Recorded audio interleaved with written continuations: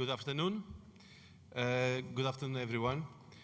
It is with great pleasure and enthusiasm that I welcome you to this international conference organized by the Architects Council of Europe and the Portuguese Order of Architects on this very day, 6 October, when we celebrate the World Architecture Day.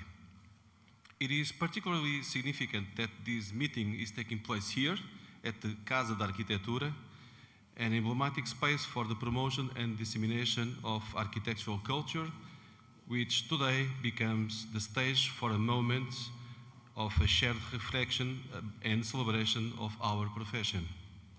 Entitled Architecture Value to Society, Towards Quality and Fair Economy in Architectural Services, this event brings together representatives from European and national institutions to reflect on the ethical foundations of professional practices, remuneration models, and ways to harmonize architectural standards across Europe. To begin the session, I would like to invite the institutional representatives to take the stage. First one, architect Nuno Sampaio, Executive Director of Casa da Arquitetura.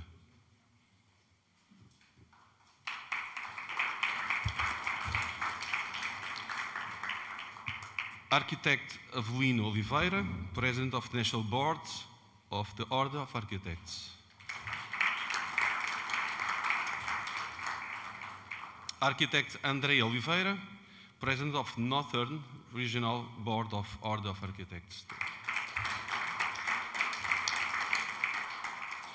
Architect Karl Backstrand, President of Architects Council of Europe.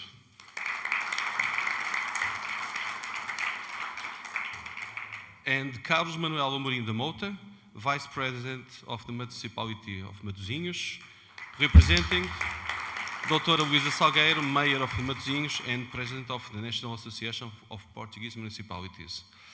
So it is with great pleasure that I give the floor to our guests of honor for their opening remarks.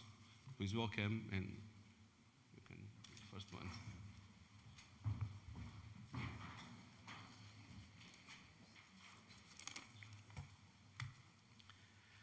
Muito boa tarde a todos. As minhas desculpas, eu falarei em português, mas quero saudar, naturalmente, não só os meus parceiros, não de mesa, mas de cadeira, e a vocês todos por participarem, à Ordem dos Arquitetos por organizar este evento, e também, naturalmente, ao Presidente do Conselho dos Arquitetos de Europa, com esta enorme responsabilidade de conseguir colocar tão delicado tema em cima da mesa e de vir aqui a Portugal, à Casa da Arquitetura, para o debater. Eu preparei aqui algumas ideias que queria partilhar com vocês, explicando também de que forma é que a Casa da Arquitetura pode ajudar. E agradecer também, muito pessoalmente, ao Avelino Oliveira, Presidente da Ordem dos Arquitetos, que no contexto português se depara com muitas dificuldades, para além das que todos nós nos deparamos. O contexto português é especialmente exigente e é um esforço muito grande para a Ordem dos Arquitetos e na pessoa do Avelino, naturalmente, todos os colegas que estão na Ordem dos Arquitetos, nas diversas secções regionais, a lutar para termos uma classe profissional preparada e a conseguir responder aos desafios que se apresentam na sociedade. O valor da arquitetura para a sociedade. É disto que se trata quando falamos sobre arquitetura e sobre o papel dos arquitetos. A arquitetura tem de ser impulsionada e tem que ser também impulsionadora da mudança. E para isso tem que haver o reconhecimento da arquitetura como um ativo estratégico nacional de Portugal, mas também europeu. A arquitetura tem a capacidade de transformar positivamente a nossa sociedade, o nosso território e a vida de todos nós e dos nossos concidadãos. É para isso que nós trabalhamos, é para isso que a arquitetura existe, como dizia o Paulo Mendes da Rocha, para amparar a imprevisibilidade da vida. Sejam bem-vindos, naturalmente, à Casa da Arquitetura. e a Casa da Arquitetura tem trabalhado ativamente com os arquitetos para o reconhecimento da arquitetura no seu papel transformador das realidades onde nos inserimos e também enquanto promotor de um bem-estar físico e social. A arquitetura tem de ser encarada como um ativo social, cultural, ambiental, turístico e também económico. Eu diria que a arquitetura é talvez a área do saber em que Portugal maior reconhecimento tem lá fora, sem dúvida nenhuma. E isso traz também à arquitetura portuguesa uma certa responsabilização, porque também não há arquitetura se não houver boa engenharia, boa indústria da construção, bons serviços que acompanham essa construção e que nos permita a todos nós realizarmos o nosso trabalho. E, portanto, é desta fileira da construção que a arquitetura depende e que também a arquitetura representa. E queremos, com essa sociedade, conseguir transportar a transformação que hoje necessitamos, não só em Portugal, mas também na Europa e no mundo.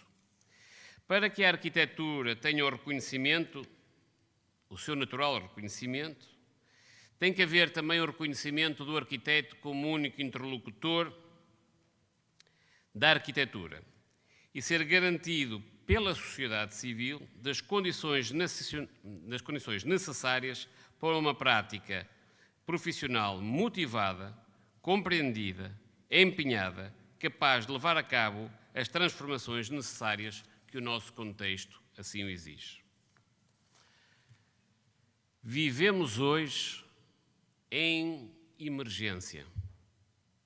Uma emergência climática, onde as alterações estão visíveis, com grande impacto nos territórios, com cheias por um lado, secas por outro, devastações que muitas vezes têm em alguns territórios a sobreposição cada vez mais constante de secas e enchentes. Mas vivemos também numa emergência social. Cenários de guerra, gente que foge desses territórios assolados pelas secas, pelas guerras, os massivos êxodos, os refugiados, são também uma emergência à qual a arquitetura tem que responder. E é natural, todos nós sentimos no nosso dia-a-dia a emergência habitacional. A arquitetura tem de ser impulsionadora da mudança. É isso que se esperam de nós, dos arquitetos. E já não basta minimizar os danos. Chegou a hora da arquitetura devolver mais do que consome. Temos de caminhar para uma nova era onde a arquitetura seja parte ativa na regeneração dos ecossistemas, dos territórios e das sociedades. Este é o novo horizonte. E é perceptível que se estão a esgotar os recursos naturais, que são finitos e que em muitos casos se aproximam já do fim. Segundo a ONU, nos últimos 40 anos, o uso de matérias-primas mais do que duplicou e em algumas áreas mais do que triplicou. Para evitar o esgotamento dos recursos naturais, é necessário repensar todo o processo de reconstrução e a aceleração que é necessária que a arquitetura implante. No espaço europeu, e importa nós refletirmos, porque o espaço europeu ainda assim é um espaço de exceção num globo num mundo cada vez mais em transformação. Mas no espaço europeu, e é importante, segundo a União Europeia, refletirmos sobre os dados que nos passaram recentemente num estudo, em que diz que no processo da construção e no uso dos edifícios se usa 40% da energia total da Europa. A construção e o uso dos edifícios são responsáveis por 35% das emissões dos gases de efeito de estufa produzidos em toda a União Europeia. O processo construtivo é utilizador de 50% de todo o material extraído da natureza. A construção e o uso dos edifícios são responsáveis por 30% do consumo de água e responsáveis por 35% da produção dos resíduos sólidos. Estes são os números que nos fazem pensar e que nos fazem refletir, enquanto arquitetos, no papel em que nós temos que ter para transformar esta realidade. A arquitetura é pedido que seja capaz de gerar mudanças.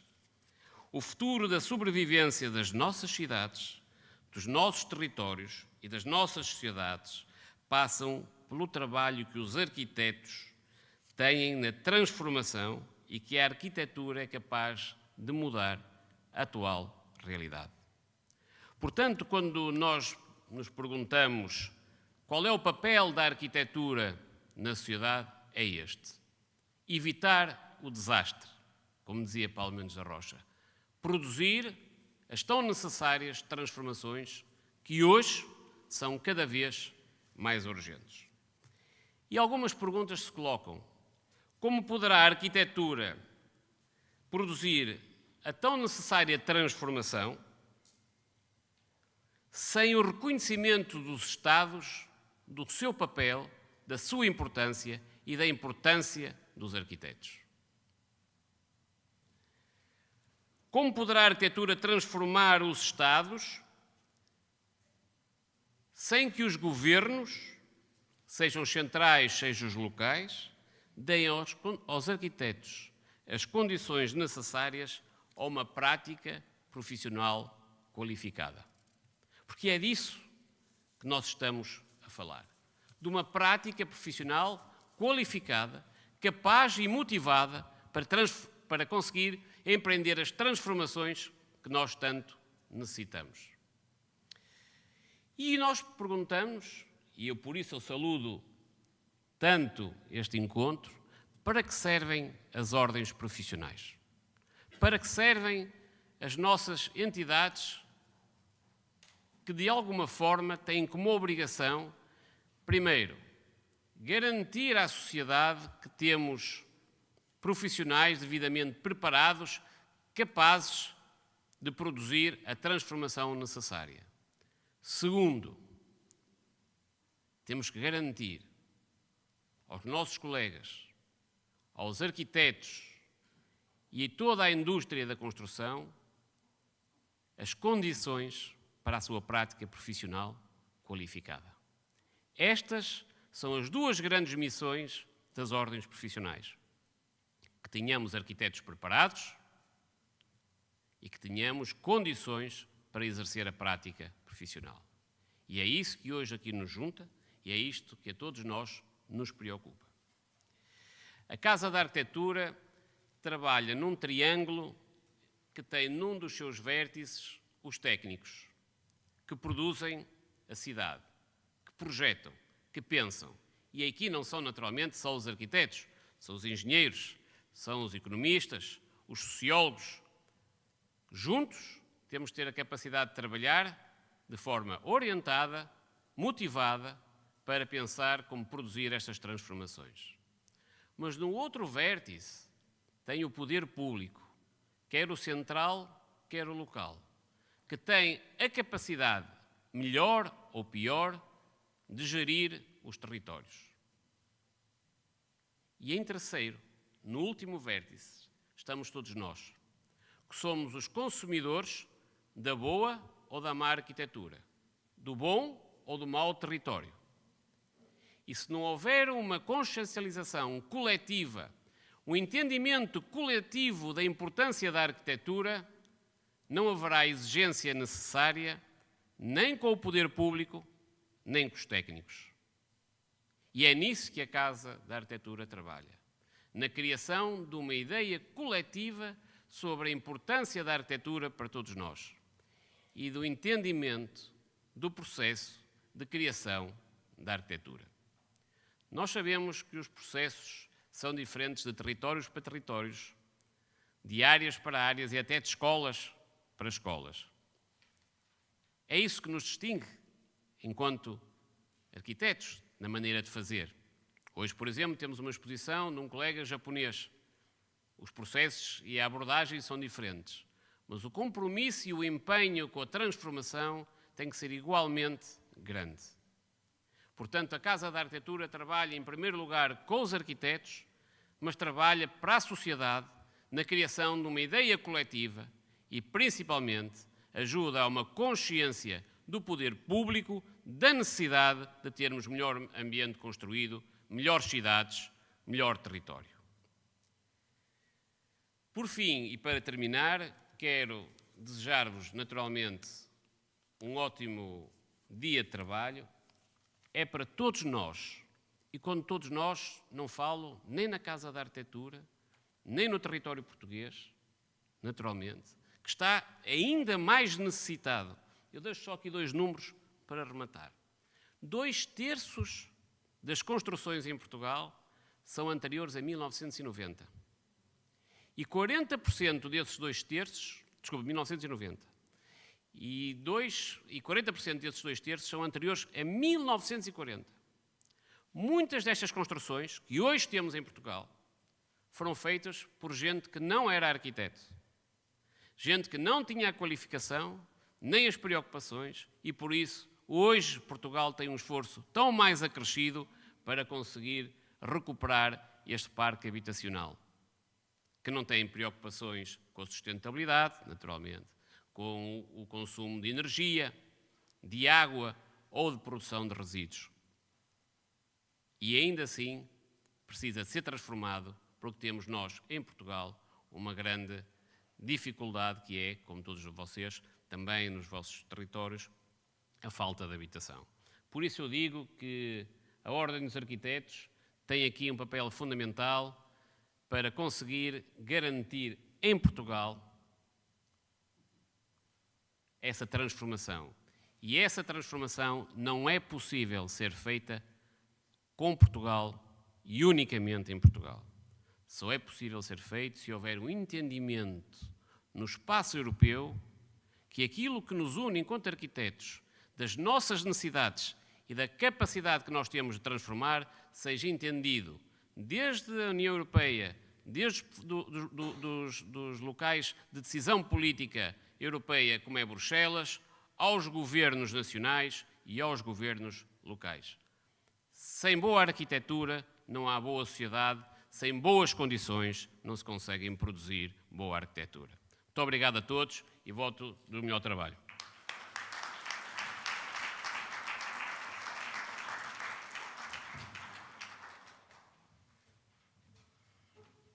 Bem, antes de mais, Sr. Vice-Presidente da Câmara de Matosinhos, now a word in English. Dear Carl, dear Charlie Backstrand, President of the ACE, of the Council of European Architects, Andreia Oliveira, Presidente da Secção Regional, especialmente evidentemente ao Nuno Sampaio por nos receber e permitir. We are in one of the biggest institutions of architecture dedicated to architecture promotion of architecture. All the friends, because they are already my friends from different chambers of Council of Architects, they were asking who is the responsible for this, and I was telling that is the municipality, essentially the municipality of Matosinhos. And you have the opportunity to be here in the city of Cisa Vieira and other architects, where I include myself, because I have my office and my husband here, and it's a pleasure to be in Casa da Arquitetura. I have to give a word, of course, to all the board, to all the members of other chambers of architects, todos os presidentes de outras ordens, and I have to emphasize one by one. Stefan is from President of Romania, Boris is representative of Poland, Udo and George are here and from Germany. Ruth is past president of the ACE. She's a very good friend of ours. She belongs to all the groups. You know you are in our hearts. So Damir Mens is from Croatia and Diego Sopi from Italy, and also Maria Jose from Spain with Fulgencio, and also 2 friends that came here to assist. That is Teresa Tábuas, Vice President of UEA, Carolina Vieira, also from from direction of ACE, portanto, da membro portuguesa e representante de Portugal na direção do Conselho dos Arquitetos Europeus, e o Rui Leão também como na direção da UIA da região 1, e, portanto, estão aqui todos muito bem-vindos e muito obrigado. Agora falo um bocadinho em português, para dar uma palavra para todos os meus colegas, membros da Ordem dos Arquitetos, presidentes de secções, colegas, estou a ver muitas caras conhecidas, e vou ser muito curto porque nós temos uma longa tarde de trabalho pela frente. Porquê é que estamos aqui? Nós estamos aqui porque o Conselho dos Arquitetos Europeus criou um grupo especial de trabalho relacionado com o valor da arquitetura, preocupado com o valor da arquitetura e todos os temas que estão ligados ao valor da arquitetura. Obviamente, não só a compensação, que a gente chama cá de honorários, mas também a harmonização dos serviços, dos diferentes serviços, que é um problema que nós temos na Europa, e a sua relação com a encomenda pública e encomenda privada, e todos os problemas conexos com isso que acabam por ter consequência nas outras dimensões de toda a arquitetura. Nós temos um trabalho prévio que começou. Acho que Portugal teve uma influência para que este grupo de trabalho existisse. Eu quero agradecer aqui à direção, a este mandato e à direção do Conselho dos Arquitetos Europeus, com a declaração de Luxemburgo, a decisão de Luxemburgo, by that time that Ruth Schagman was the president, that decided to create this special group. It's ISOP, é uma sigla, e tem um trabalho para o próximo ano e meio relacionado com isto. Tudo começou com Diego and Boris somewhere in Italy, em Milão. Começamos numa conversa em Milão sobre a necessidade de vários países se agregarem para vir a discutir isso. Portugal tem um problema muito complicado e quase paradoxal. Nós temos um desnivelamento, temos uma qualidade de arquitetura muito elevada, temos um reconhecimento internacional muito sério dos arquitetos portugueses. Temos arquitetos premiados. Desde os Pritzkers aos vários níveis, temos arquitetos, ateliês, ganhamos concursos, temos vários membros que são representativos da boa arquitetura. Temos grandes escolas de arquitetura. Temos uma procura de alunos internacionais sobre as escolas de arquitetura portuguesas, mas temos pouca capacidade de internacionalizar a arquitetura e temos um problema grave entre aquilo que são os nossos profissionais. Em todo o que são os estudos do Conselho dos Arquitetos Europeus, Portugal está indicado como estando na zona mais baixa, a par de outros países, estou a olhar ali para o Stefan, a par de outros países estamos claramente nos níveis remuneratórios mais baixos e também nos níveis de honorários de recompensação mais baixa, mas felizmente temos no coração que somos reconhecidos pelo mais alto. Isto não vai continuar assim durante muito tempo. Se nós continuarmos nesta situação, e acho que é essas palavras que tenho partilhado muitas vezes com o Nuno Sampaio, ele representa também uma grande instituição de promoção da arquitetura, não só em Portugal, mas na Europa, porque ele já tem aqui muitos autores internacionais no arquivo e uma série de eventos, isto não vai continuar assim muito tempo. Nós estamos a degradar a arquitetura portuguesa, vamos perder a qualidade dos nossos serviços. Matosinhos já não se vai poder orgulhar da forma que orgulha, porque isto a médio prazo vai-se degradando. Nós já temos vários membros que abandonam a profissão, que a transformam de outra maneira, e nós estamos a perder um dos principais ativos e materiais. A frase não é minha, é do Nuno Sampaio. E ele costuma dizer que não se consegue contar a história do último século, a história mundial da arquitetura no último século, sem falar dos arquitetos portugueses, sem falar da arquitetura portuguesa. E poucas atividades, poucas áreas conseguem em Portugal dizer o mesmo relativamente aos seus outros setores. Portanto, nós temos a obrigação, nós agora, esta geração, temos a obrigação de o proteger. É isso que estamos a fazer e é isso que estamos a fazer também a nível europeu, porque partilhamos muitos dos problemas. Portugal tem problemas, mas também a Europa tem problemas. A Europa vive um momento difícil que tem que se enquadrar com os temas que aqui foram ditos, da sustentabilidade, da qualidade, da segurança arquitetónica, do desenvolvimento futuro, do novo desenho de cidades, da criação de uma nova geração, da inovação, dos desafios da inteligência artificial, novas metodologias de trabalho, mas nós arquitetos não temos receio disso. We're not afraid of nothing of that, because we are capable of doing that. We are capable of facing the main problems. Nós, isso não temos problemas.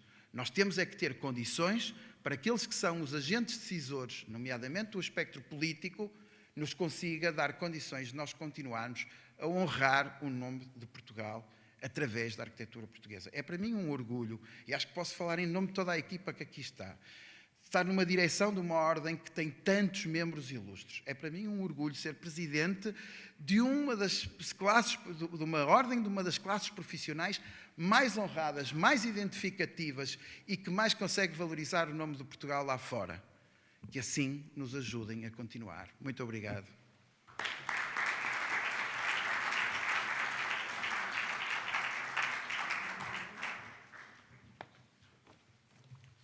Boa tarde a todos os presentes. Permitam-me alguns cumprimentos mais personalizados. Arquiteto Nuno Sampaio, muito obrigada por nos receber aqui na sua casa.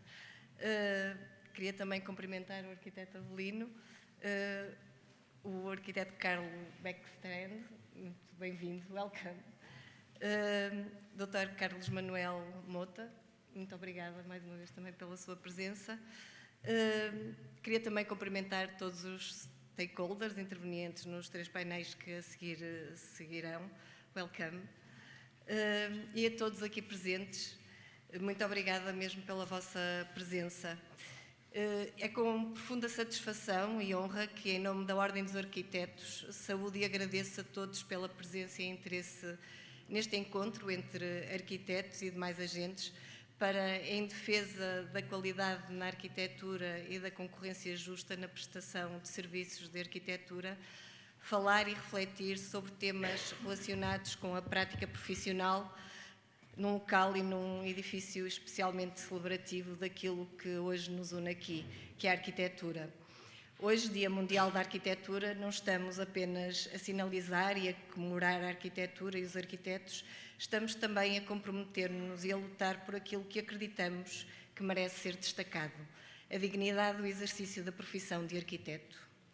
Neste encontro, que se deseja produtivo, abordar-se-á temas como modelos de honorários e remuneração, padrões de prática e equidade profissionais, ferramentas digitais e de suporte à atividade, num exercício partilhado de experiências, informação, estudo e reflexão, visando construir e robustecer a dignidade profissional, a justa remuneração e ética entre pares, a equidade entre colegas, a satisfação na interação e o tributo à qualidade do resultado.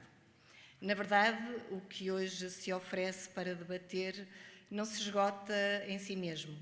Antes se entende e encontra sentido na preocupação e vontade de cuidar e valorizar a profissão como caminho privilegiado de afirmação e reforço da arquitetura como valor incontornável na vida da comunidade.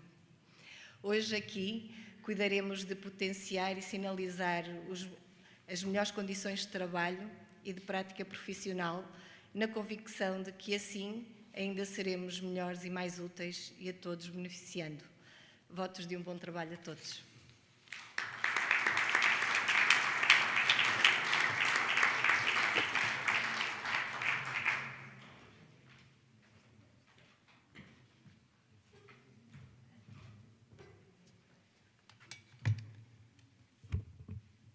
So, Honorable President, Vice Mayor, Director of Casa de Arquitetura, honorable members of the Portuguese Order of Architects, and dear colleagues and friends. What an amazing room to be in. This is very special to me. It's 15 years since last time I had the chance to visit Porto, and then, of course, coming here to study architecture, high-quality architecture by Professor Sisa and others. Thank you very much for inviting the Architects Council of Europe to co-host this conference in the beautiful city of Porto. Today, we are in many ways facing a new situation. We are living in a much more polarized world, a changing world. 15 years ago, we had also challenges with the financial crisis and the climate crisis. And I believe there was a strong belief to overcome those crises. Today, we are adding new crises to the ones we were facing already then, on a global basis. We need to show respect and solidarity, embracing science, and believe in sustainable business. Unify rather than divide. Last week's high-level EU summit on affordable housing in Copenhagen highlighted the challenges many many countries in Europe are facing. It's not only about numbers and figures, it's also the big challenge how to achieve quality of architecture and cost efficiency in the long run. Commissioner Dan Jørgensen almost sounded as an activist when he addressed the housing crisis as a social crisis in many countries, and I'm very proud how the ACE's position on the housing topic received a lot of interest among delegates and stakeholders. If there is one word to summarize the essence of many good proposals discussed in Copenhagen, it's collaboration.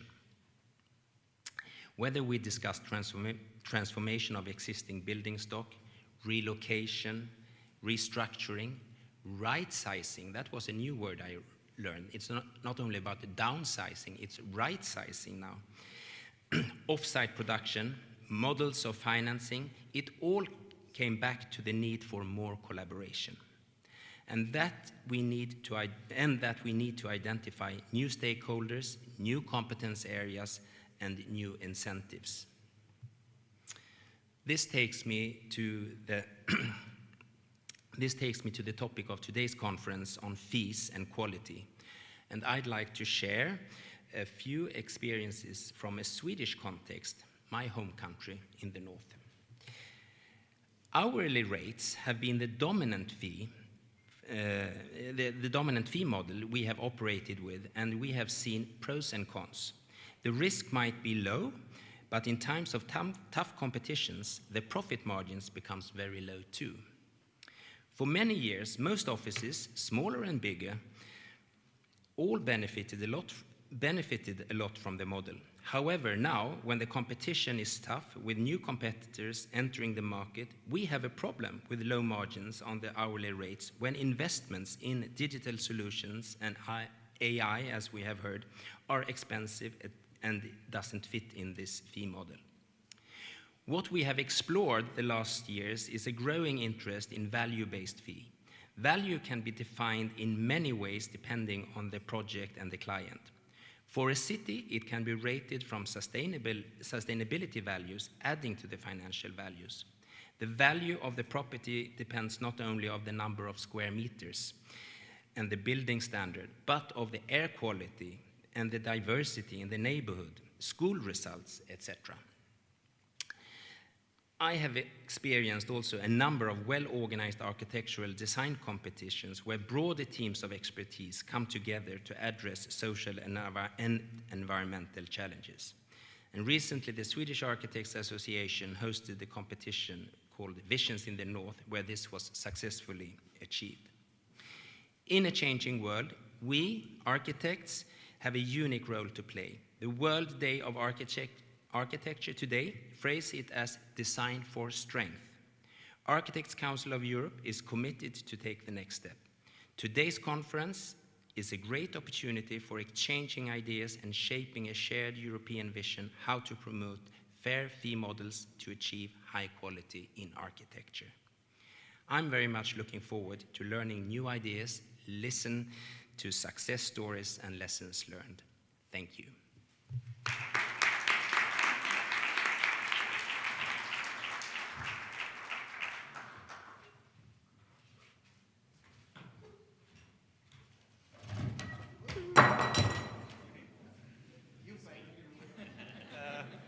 Well, that also, besides other things in this house. Boa tarde a todas e a todos e muito bem-vindos a Matosinhos. Será sempre a verdadeira expressão a usar para todos que vêm de fora, os que cá residem ou trabalham. E muito obrigado pelo convite. Se bem que estou cá na posição de representação da Câmara Municipal, teria também todo o gosto de estar nesta conferência enquanto testemunho de alguém que nasceu, cresceu, estudou e trabalha em Matosinhos e que nas suas pouco mais de 4 décadas conseguiu assistir àquilo que é a mão e o trabalho dos arquitetos e das arquitetas e, de uma forma global, da arquitetura. Eu nasci numa cidade que cheirava mal até Valongo, que tinha um azul que não este que vemos no dia de hoje, era um azul muito mais escuro e concentrado daquilo que eram as chaminés das fábricas que aqui viviam, o ruído era insuportável, a água do mar e do rio era das piores da Europa e 40 anos depois tenho a felicidade, quer eu, quer todos aqueles que me vão descender, os meus filhos e provavelmente os meus netos, de viver uma cidade muito diferente que era aquela que eu e os meus pais conhecemos e vivemos. Isso deveu-se naturalmente a muitos atores, também à Câmara Municipal, a muitas outras pessoas que influenciaram o território, mas sem dúvida não houve outra personagem senão os arquitetos e a arquitetura que moldaram aquilo que hoje é Matosinhos.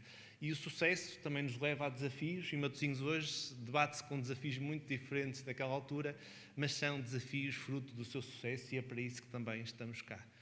Há poucas cidades no país que se identifiquem com base naquilo que são os seus produtos ou naturais, mas também a arquitetura. Não é? É natural ouvir-nos falar dos pastéis de Belém, do galo de Barcelos, mas Matosinhos naturalmente refere o seu peixe e provavelmente a seguir refere os seus arquitetos. E acho que há poucas cidades no país que o farão e temos todo o orgulho em dizer que é a cidade do Álvaro de Siza, do Souto Moura, do Fernando Tábara, do Alcino Soutinho, só para referir alguns, e para não ficarem chateados comigo, a cidade também do Nuno Sampaio e do Avelino Oliveira, senão vão ficar chateados, e neles a Casa da Arquitetura, que se transformou posteriormente no Centro Português de Arquitetura. Não é por acaso que isso acontece, é do trabalho e é da visão de quem me antecedeu na Câmara Municipal de Matosinhos, e é apenas a mim uma herança que tenho que preservar e desenvolver, e também ao Avelino, também do contacto que temos de outros momentos, desejar que o seu papel na frente da ordem também venha a engrandecer aquilo que é a arquitetura, os arquitetos e as arquitetas. Cumprimentar naturalmente o restante painel. Carl, welcome to Matosinhos. Also, as we were discussing about our blue sky and the sun, we have almost more or less 250 dias por ano que temos, e é para nós uma honra poder receber-vos cá. E falando da arquitetura, permitam-me começar a falar na perspectiva da Câmara Municipal e do que aqui já disseram. Nós vivemos hoje uma crise, entre muitas outras, mas tem uma crise de capacidade de captação e retenção de talento. E se nada for feito, à data de hoje já será muito difícil, mas em poucos meses, já não falamos em anos, provavelmente, os municípios vão se esvaziar de arquitetos. Tal como em outras áreas específicas, esta é uma das que neste momento, quer o setor privado, quer as próprias entidades do Estado Central, têm uma capacidade de remuneração muito melhor, eu diria até, têm uma capacidade de apresentar projetos que são muito mais aliciantes. Por um lado, o trabalho burocrático, as tarefas que muitas das vezes estão mergulhados os arquitetos, impedem-nos da verdadeira função da sua profissão e do verdadeiro desafio, e por outro lado, a remuneração que nós apresentamos não é compatível com a capacidade de recrutar e manter aquilo que são os nossos recursos.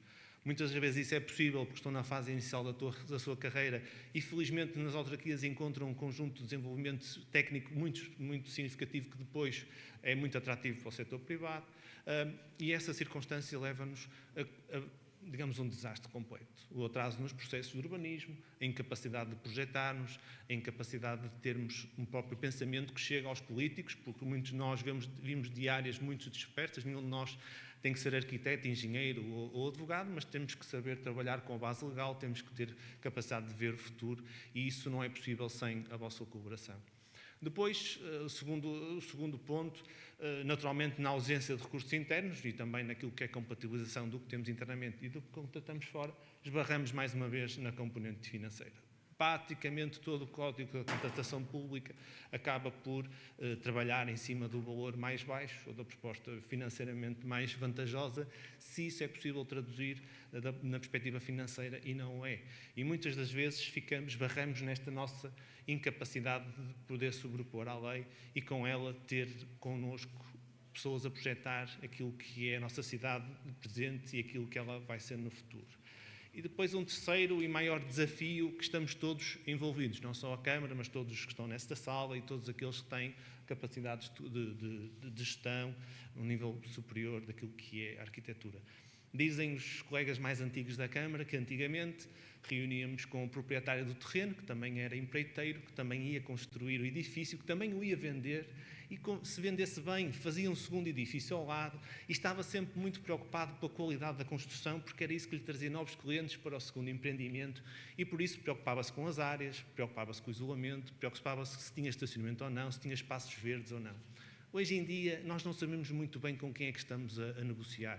Se é um promotor que está em representação do proprietário do terreno, se está em representação do fundo imobiliário, que na prática tem um grande objetivo de valorizar o terreno que tem, ter ali a aprovação do ponto de vista dos metros quadrados de construção e da utilização dos solos que pode fazer, mas na verdade nós nunca sabemos o que é que ele lá vai fazer e se ele algum dia o vai fazer, porque provavelmente a pessoa que está connosco apenas tem o interesse de valorizar o seu ativo e vender a outro fundo ou outro promotor e assim sucessivamente durante anos, e temos grandes manchas do território em zonas privilegiadas que ao fim de 10 anos não têm uma única alteração daquilo que é a sua realidade. E isso é muito castrador para quando pensamos o futuro de Matosinhos. Falo de situações como o Parque Real, que todos conhecem, há mais de 10 anos que não tem infraestruturação, a Jomar e a Tertir, que felizmente começam a ter hoje mais de 50 hectares cada um destes territórios, começam a ter uma luz daquilo que vai ser o futuro destes espaços. O grande tema da discussão será o futuro dos terrenos da refinaria da Galp, mais de 260 hectares que precisarão da vossa mão, do vosso desenho, para ali existir um futuro. E quando falamos das cidades, muitas das vezes o Presidente de Câmara é um pouco o empreiteiro do sítio, é o indivíduo que vem cortar as fitas e fazemos grandes edifícios. Mas cada vez mais colocamos de parte essa perspectiva, pelo menos em Matosinhos. Mais do que o edifício, mais do que a habitação, a casa em si, preocupa-nos o habitat. Por muito que não queiramos, somos uma espécie animal e vivemos em locais que nos dão conforto, que nos dão segurança, conseguimos ter os nossos alimentos. E a cidade é quase como um organismo vivo. Ela precisa respirar, precisa de luz, precisa de cursos de água, ela dorme e acorda e há fluxos associados a isto. E é nessa perspectiva que queremos trabalhar, na experiência que trazemos aos nossos cidadãos. Raramente alguém nos pede um grande edifício. As pessoas pedem vivência. Eu quero um espaço para passear com os meus filhos, um parque próximo. Eu quero chegar e sair de casa sem ter trânsito. Eu quero a rua sem buracos onde vamos cair. Ou quero a recolha do lixo porque dá um cheiro e perturba o nosso dia-a-dia. As pessoas pedem-nos uma vivência melhor daquilo que é muito a nossa responsabilidade, o espaço público e os edifícios públicos. Não nos pedem, essencialmente, algo em específico. Querem naturalmente passear nas nossas 12 km de mar ou nos 13 km do Rio Lessa que estamos empenhados em reabilitar. E tudo isto assenta na vossa visão, na vossa capacidade de sonhar connosco e de transformar aquilo que é o nosso habitat e a vivência onde todos nós vamos residir, vamos estudar, vamos trabalhar ou vamos procurar lazer. E no meio destas muitas preocupações, que naturalmente deixo à vossa discussão, deixar-vos duas palavras neste momento. Um é o de respeito pelo vosso trabalho e perceber a importância que vocês têm naquilo que é a construção de Matosinhos de futuro. E o segundo, o compromisso de, tal como até aqui, mantermos lado a lado, juntos com os arquitetos, com a arquitetura, a desenhar a nossa cidade. Muito obrigado a todos e, mais uma vez, bem-vindos a Matosinhos.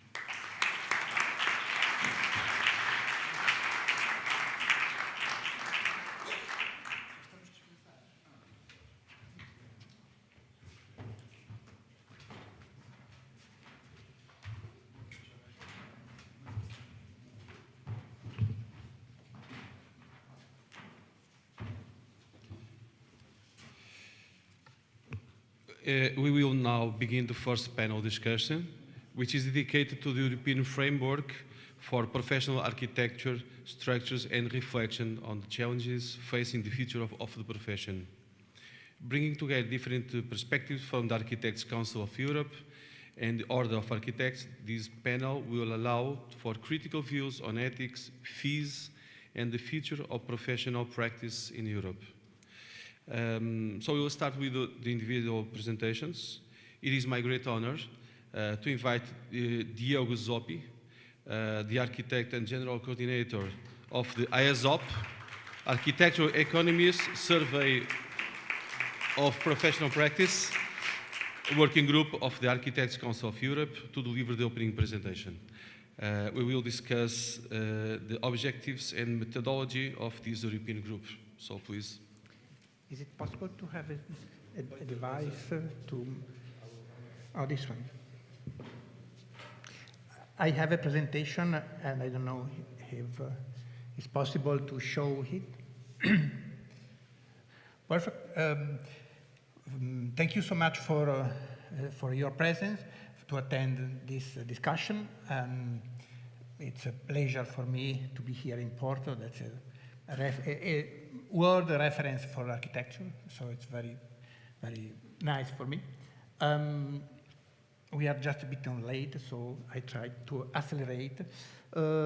Basically, I wish to introduce this sixth point very quickly, I promise, because normally we focus the cultural issues for architecture, but today we approach that one from the market perspective, because we want in the future continuing to discuss on cultural issues for architecture, but we want to discuss and practice using the correct cost. And we are in this fantastic result of a craftsman works as architects. Is it correct? Any detail is studied. But in the world, something is changing. All of us know. But now it's changing very quickly, and so probably we have to front that one and to understand how we can continue to maintain our principal and central role in the construction chain. So we have a big problem, all of us we know, because normally we are in our comfort zone in Europe. We are cultured, we are rich men, but now the global market is divided in this 3-4 macro zone. It's like the bricks there. And Europe, it's just a bit weak because it's a small market. It's divided in 27 different markets with different regulation, different languages, and so it's not easy for the architects use the European level, the European dimension, because it's not easy to work outside of our countries. There are no easy competition regulation. We need to increase the innovation, to increase the quality, or to maintain high quality. That one is our focus. So normally the financial and the height policy it's far from the daily activities of all of us, but now we are obliged to understand that they ask us to create a common rules, to create a sort of protection for the small and medium enterprise, like our practice are, and also the high quality of the final products. It's crucial to maintain the current role of the European market. So we are architects, we are working in the construction chain, and so how we can apply this principle in our works, in our daily organization, that's the challenge. So speaking on the services, all we know that in Europe, 65% of GDP is coming from services, and 75% of the employed is coming from services, and like us. And so, and this percentage are going up. So it's very crucial, not only for us, but for Europe, to understand how we can modify the current situation and to maintain this situation. The construction sector is the second in the economy, in the European economy, is more or less 1,207 billion per year, 14 million employed, 10-12% are professional. We are part of them, and so our services it's increasing because in the past we are asked for the design at the beginning of the process. Now we are asked to accompany, to maintain a role for all the life cycle of the buildings. So we have a lot of new services that we have to approach, and then also our regulation have to be modified. That's the big problem. In the 27 countries, there are different definitions of professional services. There are different roles for the liabilities. There are different systems for the compensation. So it's impossible, probably, to change this situation suddenly. But step by step, we are obliged to detect, to know, and to propose a modification. Modification that is not only economic, because our profession is not to sell design. Our profession is to guarantee the high quality of the citizen. Our clients, it's not only the buyer, but it's the persons. So, and the directive 15 years ago saying that overriding reasons relating to the public interest are environment, town and country planning, so basically our works. And it's clear we are technicians. We have to improve our skills with beams, the new system of beams. We use AI, we use all our skills, but basically our goals is the high quality of life of persons. From this point of view, the cost of our works, it's not only to gain for us, but it's to guarantee the quality, because the quality has a cost. We are able for a cultural mediation, and that's when it's crucial, because in this period where we are discussing on the new public procurement directive, one focus is to reduce the legal conflict in the process. And normally, as we are a deontological code, so we are different from the normal commercial enterprise.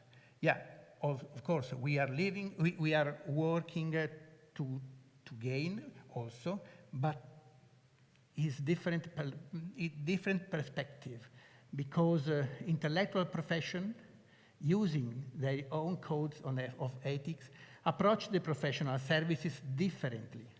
And this improves the market by reducing the conflict. It's important the quality of the final result. And in this case, ACE works and the works on the new European Bauhaus, on the Baukultur, on the quality, the high quality of the project. That for us is strategic. And for that one, it's important to maintain the capacity to organize our services. We are full of activities, old and new. Now we have to understand what happened in the different countries for the liability, for the reserved task, for a lot of point of view. And this is the works that are in front of us. And we are the official representative of the community of architects. More than 500,000 of architects. So we want to use this capacity, as normally we do, to propose a political statement and political proposal, as the Luxembourg Declaration in the last May, and I thanks for the past president, Ruth Schagman, and the current president, Karl Backstraat. And we have to continue in this role. So as coordinator of the Area 2, where we have 6 work group, we added ESOP TF, that's Architecture Economic Survey for Professional Practice Task Force. in this one, we want to promote a knowledge of a classification of architectural services, knowledge of a current professional compensation, knowledge of responsibilities that architects are exclusively or shaped with others, and then we want proceed using a dual track system, a top-down and bottom-up system, just to understand the official regulation and the current situation, also to understand if dumping is a problem, where is the problem, for what is a problem. And so, after all that one, we want to arrive at a proposal consistent in a principle of shared rules among the various member countries, will contribute to strengthening the single market from one hand, and will seek to ensure that the public interest for architecture prevails. So now I wish to give the floor Damir Mans, that's the chair of this new group, and he will describe in the detail all the activities in front of us. Thank you so much.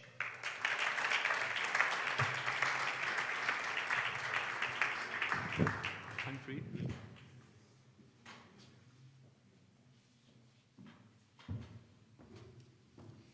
Next is his contribution from architect Damir Mans, representative of the Croatian Chamber of Architects, will share his country's experience in this field. Please.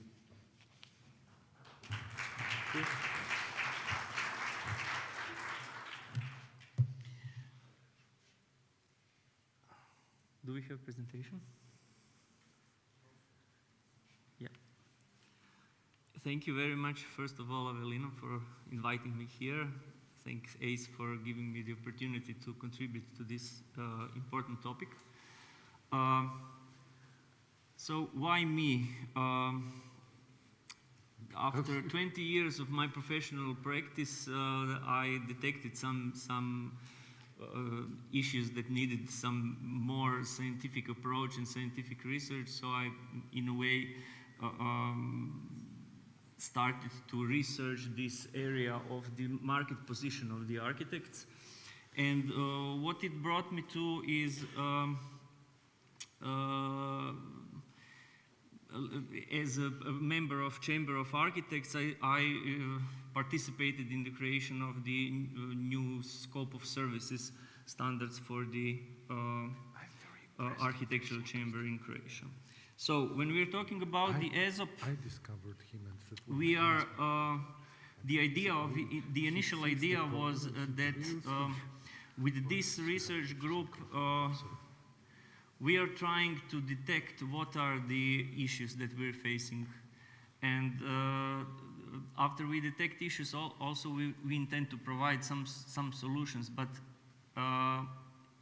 as I wrote it here, whether it becomes a story of missed opportunity or meaningful reform, it depends on how the profession and policymaker will respond to our survey and our research. So today we as architects tend to assume a lot. So the idea is to determine what is our starting point across the Europe. When we are talking about, my friend Boris, he likes to say we have an elephant in the room. So we are talking about the fees are too low, but we are missing the point. We see the elephant, but we might miss the details, such as third hand of the lady that's holding the papers. So those details, those are the things that we want to find through our research. So that we could find the solution to those problems, because fees are only the result of all those details that are hovering in over our head. So the first step is that I did in my research is comparison of 3 different markets. Well, we can say maybe 2 different markets, but here are presented the European Union on the left, then USA in the middle, and UK in the right side of the diagram. Where we see in orange are the companies that are sized 1 to 10, so 1 to 10 employees. So we see that in Europe we have much larger ratio of those small companies in comparison with larger companies. but it becomes increasingly, the difference becomes more increased when we are talking about number of employees that are employed in such companies. So when we're talking about Europe, some 72% of architects are employed in companies 1 to 10, but in UK or USA, only 18 to 24%. So that means that they have a much larger companies with more architects employed in it. And that gives us a message of the position of architecture there, maybe more importance. If we divide it in more detail, then we see here that 77.5% of architects in Europe are self-employed, which is compared to Great Britain, for example, where is 26, or USA with 27%. And when we see in Great Britain only 2.3% of workforce is employed there, but as we see in Europe, it's almost 18%. So those small companies are potentially the issue, and we need to find, in a way, some sort of way to help them to work as a larger group. Chambers could be the point of that. So in this diagram shows the current situation in Croatia. This is the financial analysis for the architectural companies in Croatia for the year 2024. In the darker gray area are the data for the whole engineering services. So, and these lighter bars are architecture only, where we can see that the average and median values of the working hour is pretty low. So we are around median 18.37 euros per hour. That is far below any reasonable price. So while this logo is small, it's not clearly visible. But when I make it bigger, then it gets the meaning, it gets the importance, it's seen. So what I'm trying to dig here, we can't ignore something that is big, that is large. So how to present ourselves as much more important figure in the market, that is the issue. So if we compare the revenues, for example, of the same company that the website was stated here, Bjarke Ingels Group. So if we compare it to our statistics, so revenue per employee is 178,000 euros compared to 48,000 euros that we have in Croatia. That is a significant difference. And when we take into account then in Croatia, under the architectural services and contracts, we contract usually the engineering services, then it's almost the double the price that is compared to this one. And also if we compare it to some larger tech companies or industrial companies, then we see that large architectural companies like Gensler are right below Amazon here with $300,000 per employee of revenue.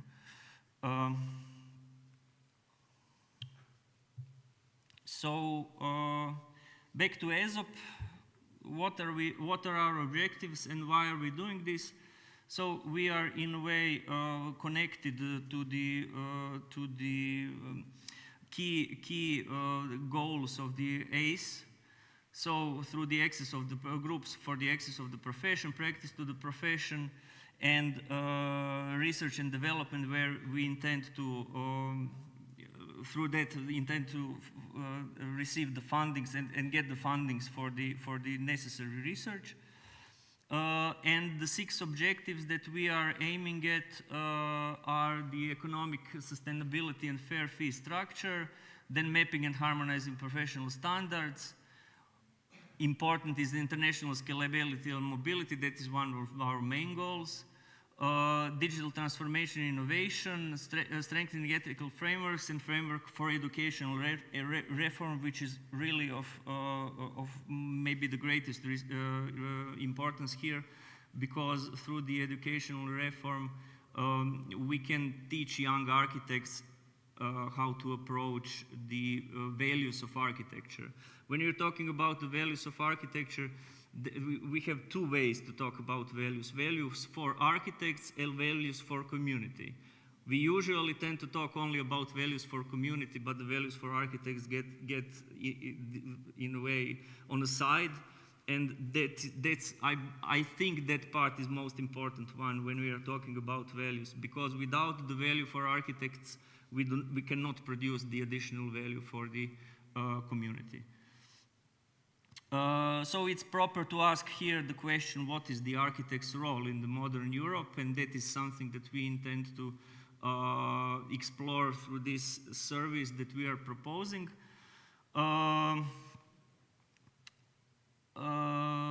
So we are in a way building on the scope of services that ACE currently that ACE defined in 2013. We are doing on some sort of novellation of this scope of services. But what's our main goal and our methodology is, as Diego already said, so we plan to, for the beginning, we plan to do 3 surveys.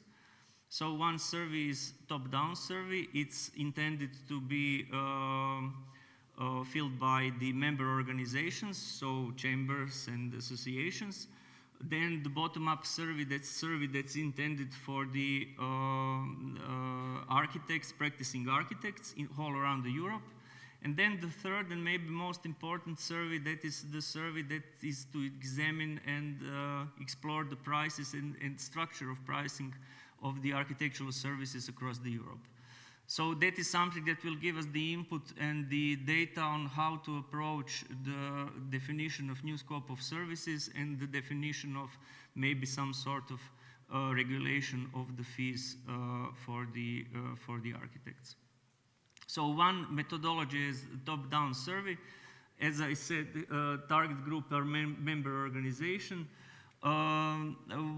It basically covers the several areas, such as a legal and institutional framework, practice and market conditions, service standards and digitalization, and professional indemnity insurance. What's really important is supervision, ethics, and disciplinary framework. So those are the areas that we intend to ask member organizations and see in what way they understand the problems of the architectural profession in their countries. So methodology of a bottom-up survey is intended to see in what way do the practicing architects use the professional standards. Do they use professional standards? Do they know that there are some sort of regulations? How do they approach the fee structure et similar?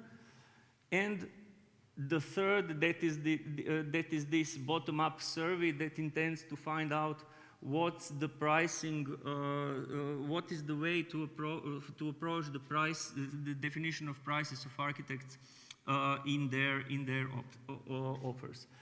So it's complicated. I will not go deeper into detail, but the intention is to ask several firms from each country. I intended, this is the proposal of how many companies should be involved, so that we can get the comparable results and that we can have the meaningful data that can provide us with some results. So each of these objectives here is in a way linked to the questionnaire groups of questions. And in a long-term vision, we don't intend to stop with phase 1. So the phase 2 would be the professional pipeline and scope of services, where we want to, my intention is to show the analysis of factors that are shaping the financial sustainability. That means the introduction to the phase 3, where we would do professional and financial statistical analysis in 3 to 5 representative countries in a way and more deeper than the diagram I showed you for Croatia. For example, there we had the second step that we're doing in Croatia in comparison of this data with the public procurement data and with the data for the so we have architectural competitions, public procurement, and financial agencies. So those are the 3 inputs that are in a way that will, when we crisscross it, will have some idea of what is happening on the market, if some architects are overvalued, undervalued, or similar. The most important problem that we are dealing is dumping of prices, so that is something probably present here also. And as the last action phase is policy and reform scenarios, where we intend, according to all this analysis, we intend to find out, define new policies and reform scenarios. So what's important for us for our work? Those are the strategic partners and survey agent, which we met here on our work as a working group to define the proposal for these strategic partners. Some of the strategic partners are already present here. And regarding the survey agent, that would be some professional organization that would help us in our survey, dissemination of questionnaires, data processing, and similar. This is the timeline. So what we intend to do by the November of 2025 to define some sort of contract for the survey agent, so that we can distribute the survey and get some sort of results. So by the May-June 2026 to have some data and some analysis of the market, which would be ready for the publication in I would say maximum year from now. So that is I believe that is it. For one final thought, where this is the important one: if the system undervalues us, the system underperforms. So this is regarding the architectural value. If we cannot provide the value for us, then we cannot provide the value for the community. And that is something that I would end up with. Thank you all. If you have any questions, feel free.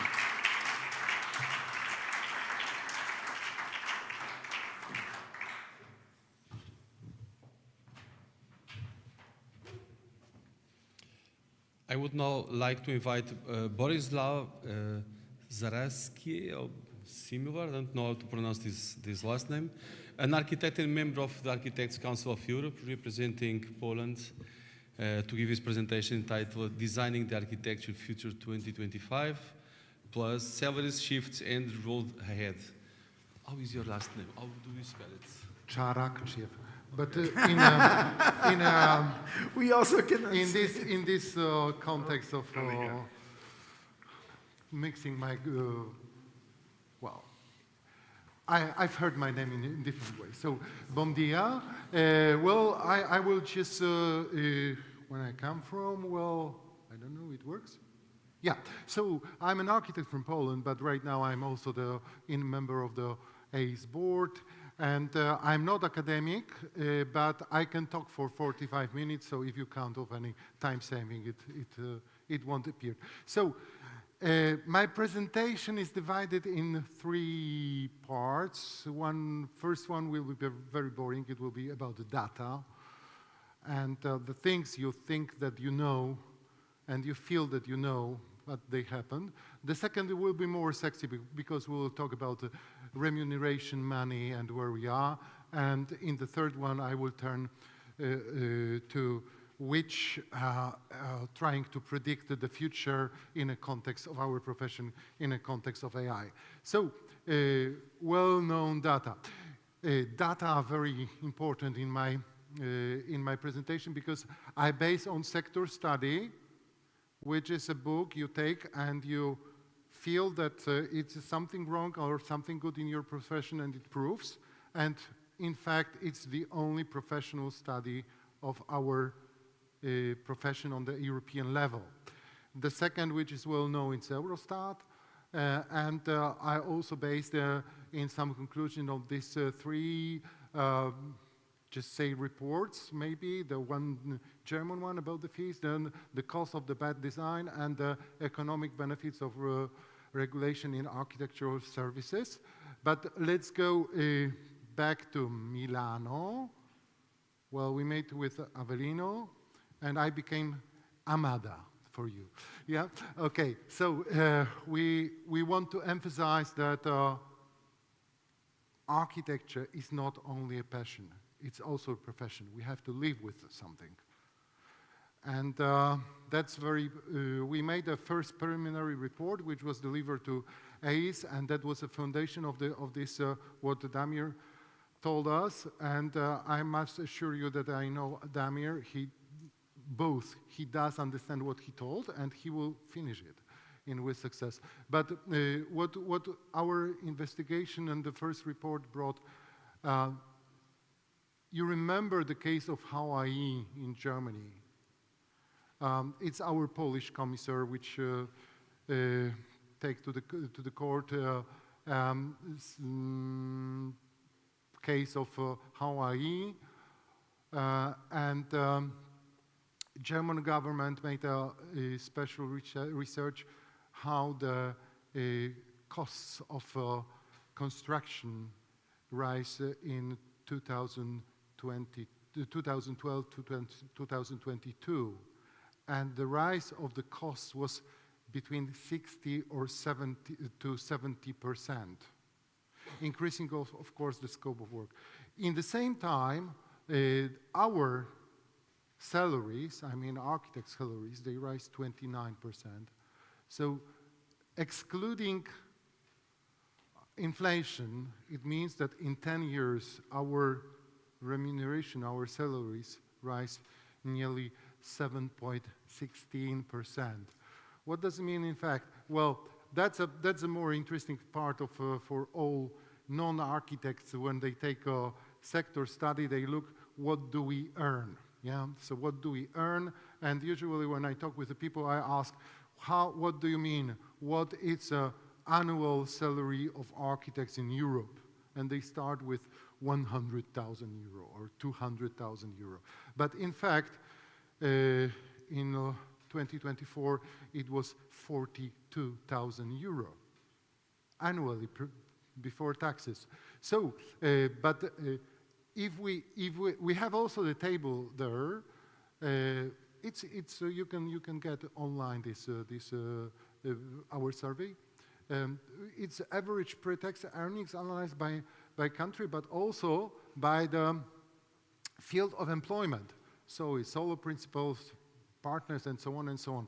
And what does it show? It shows in which country the differences between the remuneration of the technicians and the owner of the firm are the higher. Oh, that's in Ireland, Hungary, Luxembourg, and nearly the same earnings is in Croatia. Well, it makes the crack, of course. It makes the crack sometimes. Well, but if we ask architects, what age do you suppose that you will be going on pension? In many countries, people that will work as long as it's possible, but mostly people would like to go in an age of 65, 69. But no wonder why the people wanted to go on with working, because this small, it's not visible so nice right now, but the median income of architects, 65 plus, it's higher than the young architects and the middle-aged architects.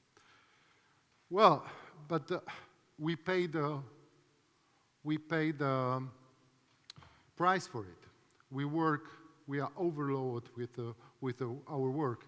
So if you see the French government is thinking about making 36 hours week, working week. And in all European countries, we work over 40 hours per week. So we are overloaded. That's the price, yeah? So architecture is B&B, yeah? So now look at the current situation. What's a real situation of architects? What's the economical status of architects in different countries? So that's from sector study. What's our income? What do annually architects earn? Due to the lovely weather, you can't see the colors. When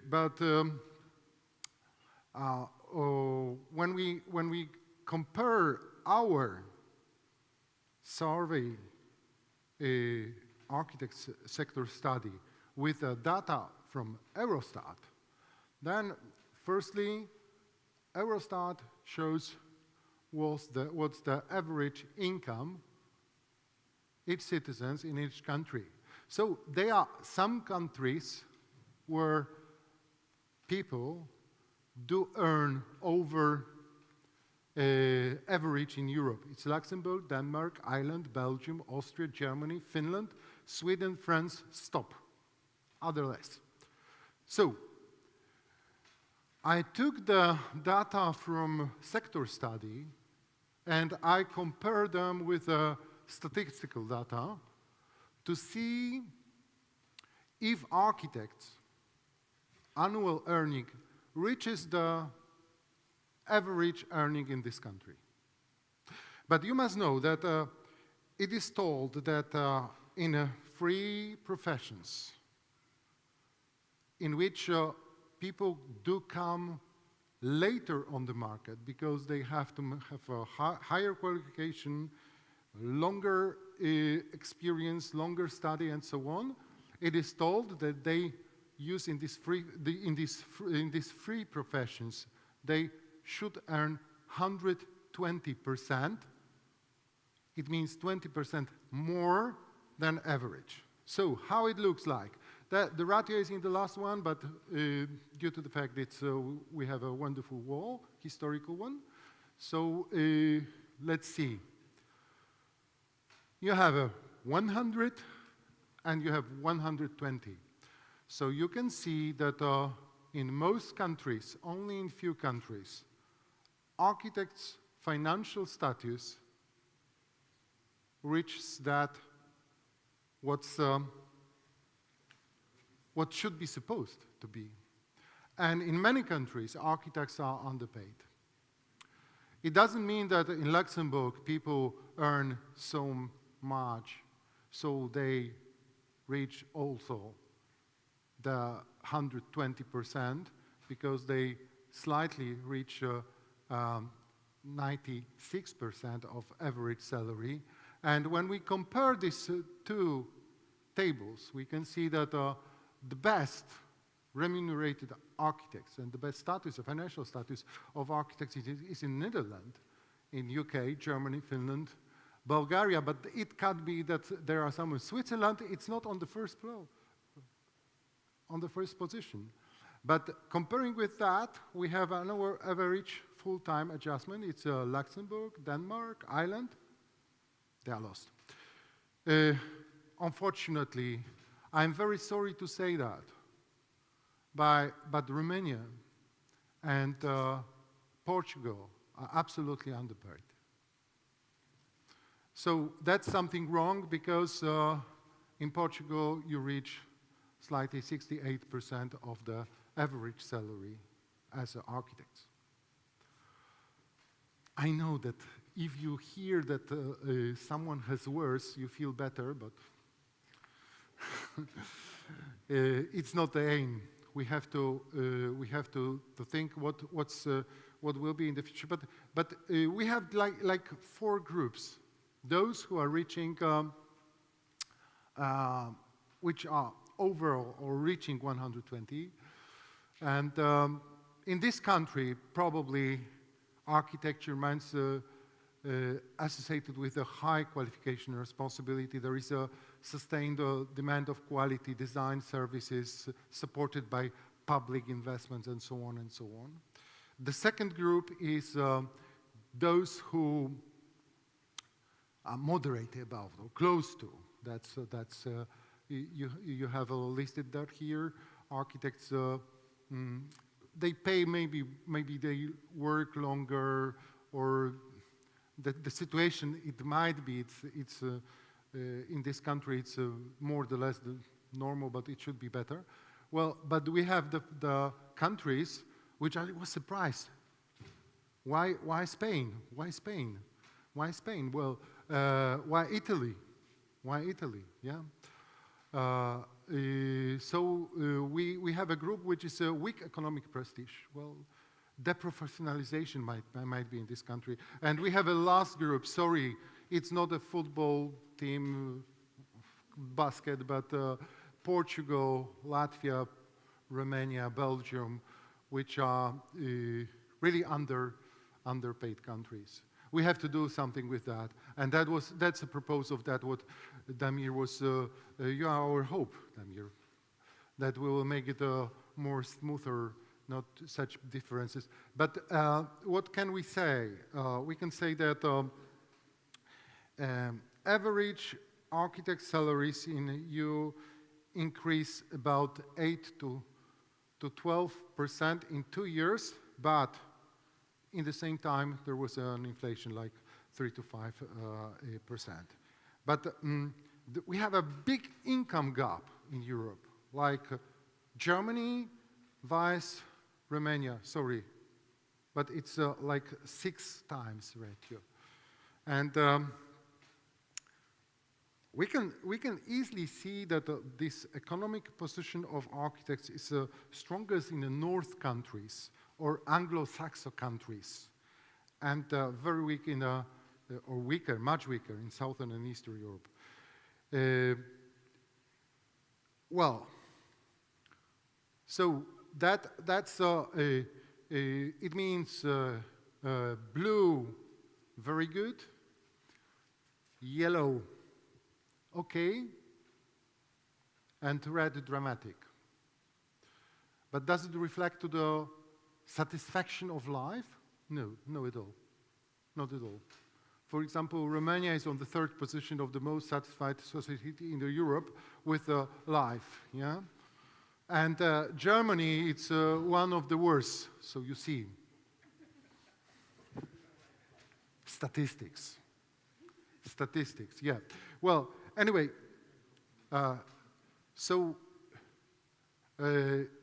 I can stop this part whenever you want, because I was really very scary when I read the conclusion of this part. I will try to tell about the possible future. So the most important question, which repeats in every discussion among architects when they meet, well, does AI take our work? Yeah. So I based on three studies the impact of AI on the work.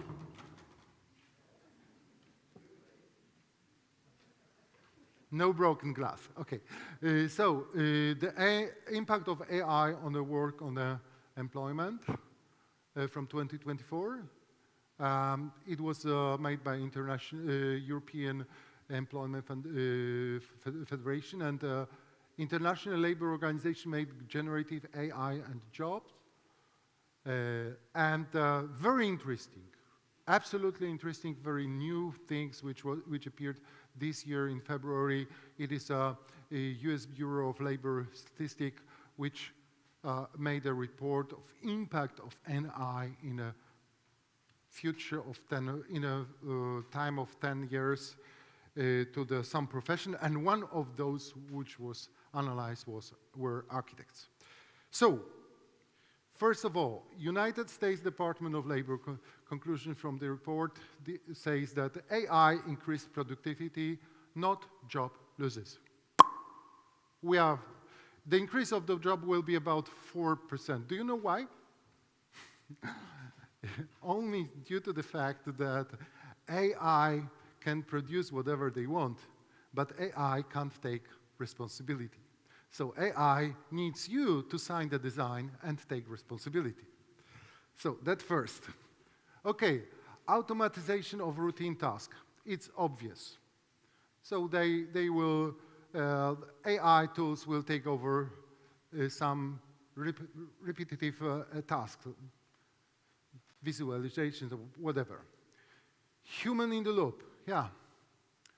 Regulation and professional responsibilities require that every project using AI be approved by the licensed architect. Then we have a new services. That's interesting because AI opens opportunities for consulting on data quality, energy efficiency analysis, and cost simulations, and so on and so on. Yeah, a business model. That's something what we talked today as well with on our meeting of the group, because fees should be based on the value of result of the work, not only about the hours. And well, leave this data security. It is important, but I tried to reading this report. I tried to go deeper and find out what the hell could happen? What will be the impact to our profession in fact? So, the threats which I called erosion of the traditional model of architecture work. So, it is predicted automatization of design process. And artificial intelligence is taking some even conceptual and analytic tasks, especially in the early stage of designing. Then reduce role of author.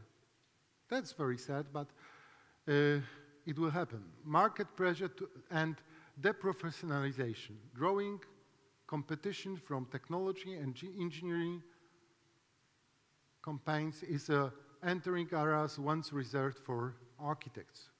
It could happen. Disappearance of intermediary roles, so coordinator, I'm not very sure about it because we already tried to introduce the AI for giving us the building permit. So AI will apply for building permit issued by AI. No way, there is a man who should issue that and make the human responsibility for that. But one is very, very obvious that we can, it's a risk of losing the social status of the profession. And if we go further, what will be the impact of, on architecture? We should openly talk about the fact that AI will become a partner of the team. It won't be only the tool, it will be the partner of the team. So artificial intelligence improves spatial data analysis, optimization, costs, whatever.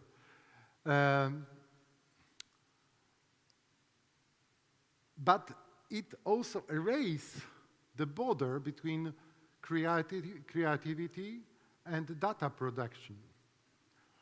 Of course, it will reduce the time for especially conceptual work. It is estimated about 40 to 60%. But the architect becomes the curator of algorithms. That's very important because it's quite new role for us.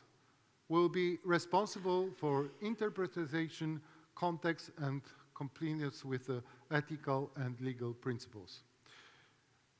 Friend of mine, professor from Napoli, he told me that he's more scary about using AI by the young people than the people like we are. Let me say that. Why? Because we have an experience, we know where to control AI. And we know where AI should be checked where they deliver the fake data, and the young people, without the knowledge, they don't know how to control, and without any critical approach, they use artificial intelligence. And of course, there is a risk of standardization and homogenization of the built environment. That it's something which we have to defend. Yeah. New employment model. Its labor market.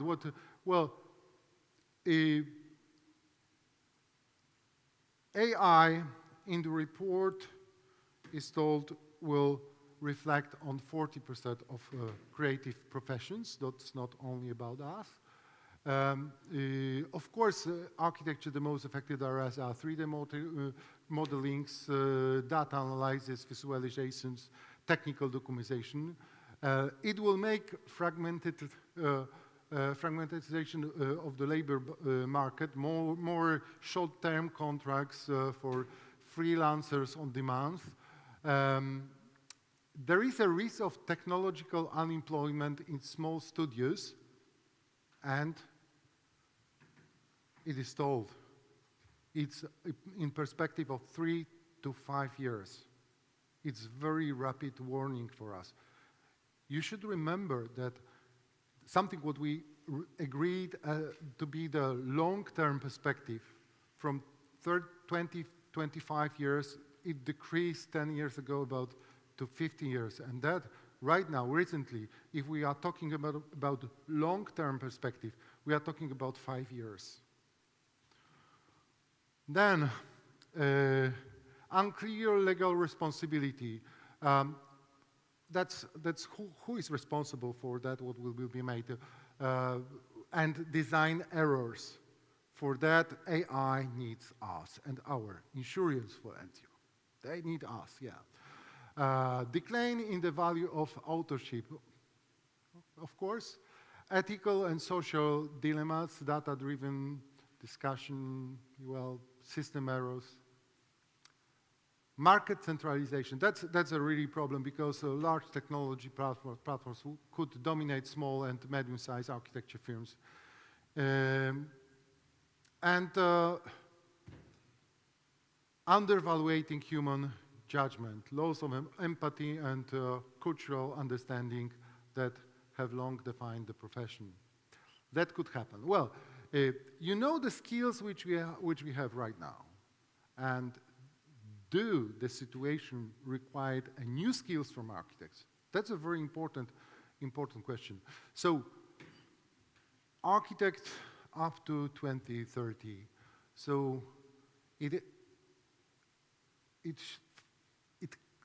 we can come to the conclusion that it's someone between the technology and humanism. So, knowledge of artificial intelligence, it's required the ability to work with algorithms and supervise what AI brings us, give us, data design and ethics, understanding data privacy, copyrights, interdisciplinary thinking. That's what we talk all the time, that we have to be more open, like a part of the entire machine. And then soft and communication skills. And that's something which I wrote, and I said, well, I just was thinking for a few minutes, what does it mean? Managing hybrid teams. So AI become the member of our group. And creative leadership, well, we have to interpret the social needs. Yeah, they show me that I have to stop. So I don't want to go further because it's about salaries, that we have the pleasure to salaries, and that's will just be a problem for young people. But those who can combine their work with AI, they will earn much more.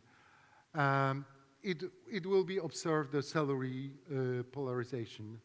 And also, that's very important, we are we could face the generation gap because young people could give up working in architecture, and if we don't combine the old experienced architect with the young architects, we will have the generation gap. Well, and that's the end story. That's the end story, yeah. A few years ago, I told that we have to avoid the he-CD scenario, which I told, which I called the horse carriage drivers. I will read it, it will be quicker. The profession of coachman was one of the most popular at the end of the 19th century.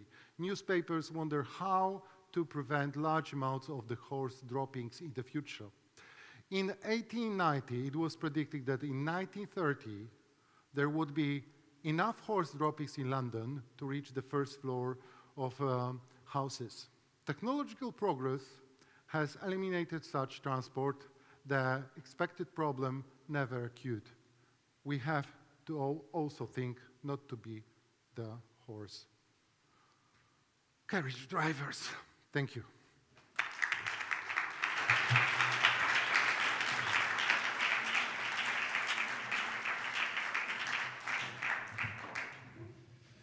So to conclude this panel, I would like to invite Arquiteto Avelino Oliveira, President of the National Board of Order of Architects, to present the latest report on fees in public architecture competition in Portugal, as well as the current state of architectural services in our country. Please.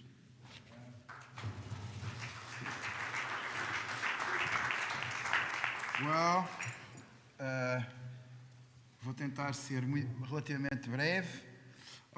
Há pouco esqueci-me de fazer aqui uma menção só especial que queria dizer.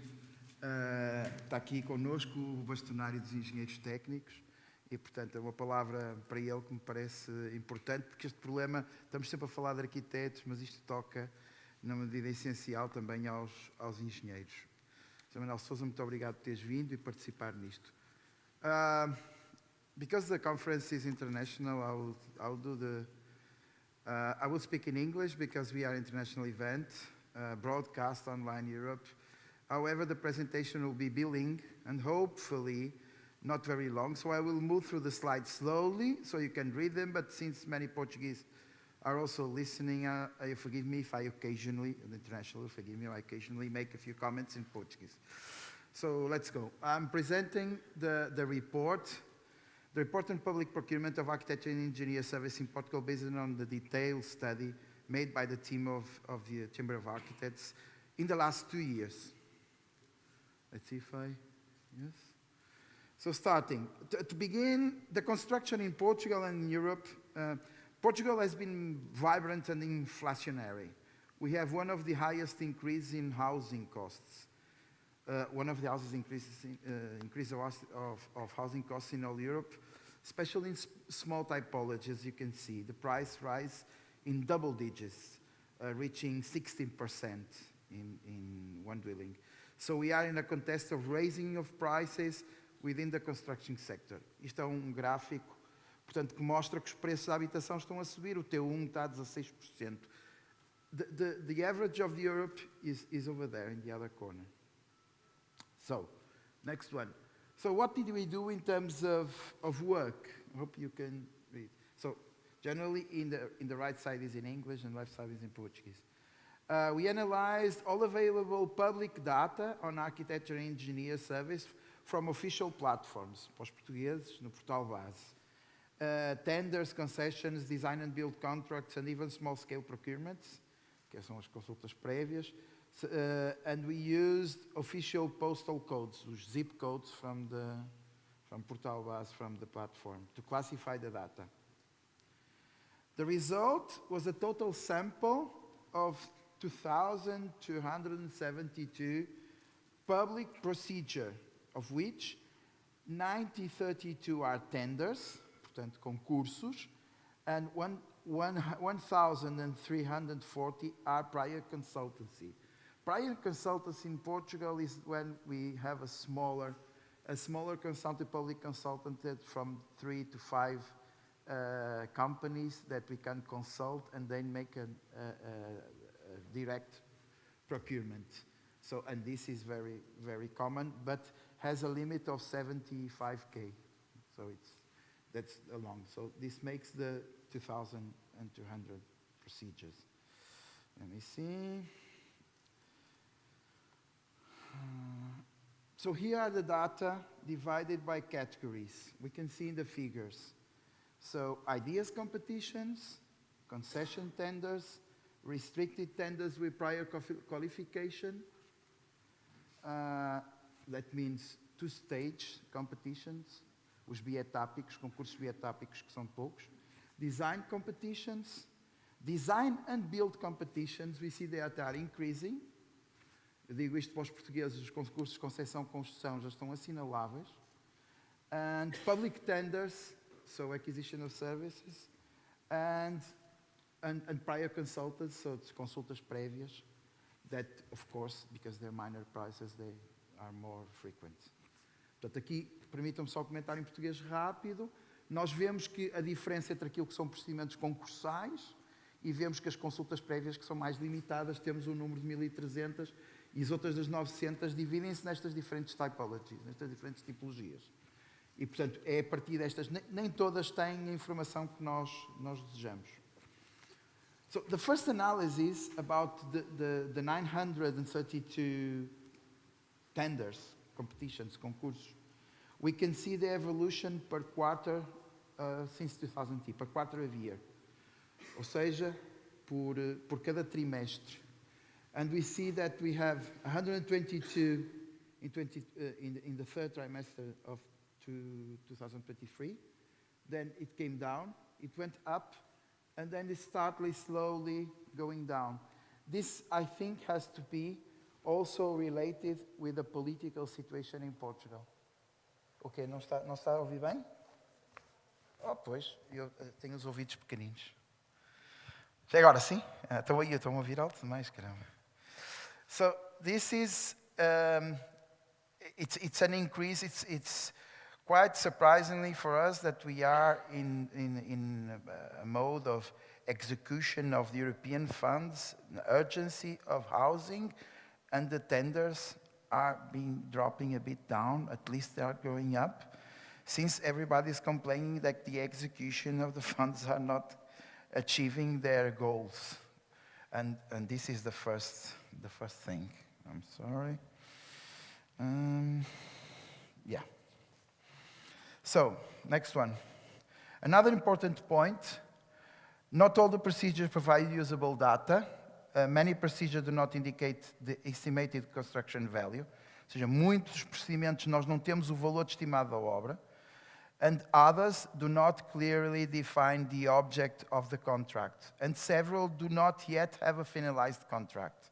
Therefore, we only consider for the sample and for our analysis 168 service competition tenders, 68 design and build tenders, concessão construção, and 1,340 prior consultancies. And these are the results.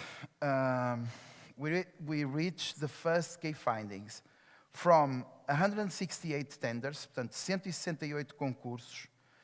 The public state, commissioned architecture plus engineering services for works worth around 300, I don't know if you can see it, you see 300 million of euros in a percentage of service of 2.23 for estimated construction value. Isto significa que a percentagem dos serviços de arquitetura mais engenharia de 652 milhões é aquela que está adjudicada a 2023. The asking price, for the state to make these competitions, they have to determine, this is an average result, of course. For the state to make this competition, they have to determine what we call in Portugal base price. But this base price is also an asking price, but we call it also maximum price, because no contract can be made above that price, so it has to be below that price, so it's not base price, it's maximum price. So we see that the difference, you see, it's minus 1.22. So this gives us the difference. One thing that I would like to point out, I don't know, oh, I'm sorry. See if I can point, no, I'm so sorry. Oh, okay. What happened?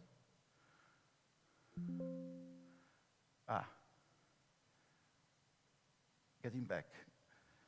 51 of all these procedures, 30% of them, are below 1% of the cost price. Below of 1%. So the companies and our colleagues are presenting like 1/3 is below 1%. It is quite surprisingly, but yeah, well, going. Design build to tender, concepção construção. 68 samples, so this is big, it's increasing, and also it's important. Here we see that in design to build tender, we have to determine the cost of the construction and the cost of the design. So the asking price also is in 3.21, and we see that the base doesn't change very much from the other tenders. So although the design to build, the difference is between the contract, you see between the prices of the asking price and the total is only 6% of difference, means that everything is around that. Finally, the prior consultancies. So in the prior consultants, we don't have too many data. You see the axis? See, we don't know. We don't know the base price. We don't know the value of the construction that we expect it to be built. We don't know, in some cases, also the base price for estimates. What we know is the contractual base price. I mean, 1,340. That means it is 54 million euros in 2 years, or almost in 2 years. And the average, it's a 40K of contracts.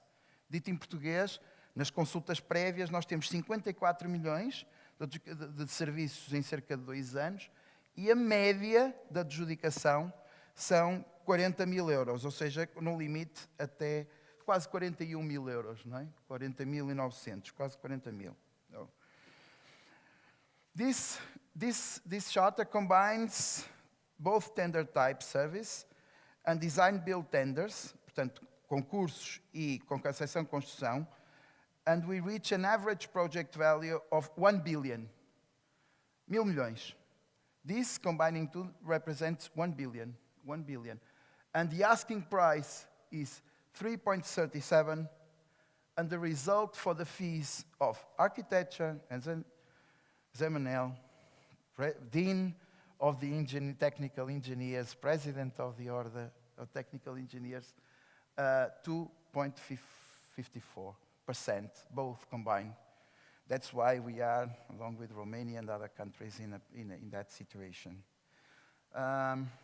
So 1,025,000. We represent in terms of economic 25 millions only from the economic value of 1 billion. Of course that trying to sum up the three typologies, and if we just made this exercise, that using in prior consultancies also the same percentage, this is an exercise that it's a projection, we get to a simulation of 3 million of economic value in construction, public procurement construction in Portugal, and also with the same. This gives us a result of, we represent in 2 years, 80 million euros only. I just want to say this to finish. If it was 4%, it will be plus 46 million and plus 57% of revenue. I will say now this in Portuguese. Se fosse, em vez de ser 2,54, se fosse 4%, eram mais 46 milhões, eram mais 57% de impostos. Or taxes, 57% of taxes. If it was 5%, it will be more 77.5 million. Micro is coming down, sorry. And 96% of revenue in terms of taxes. 5%, it's what's used by the real estate.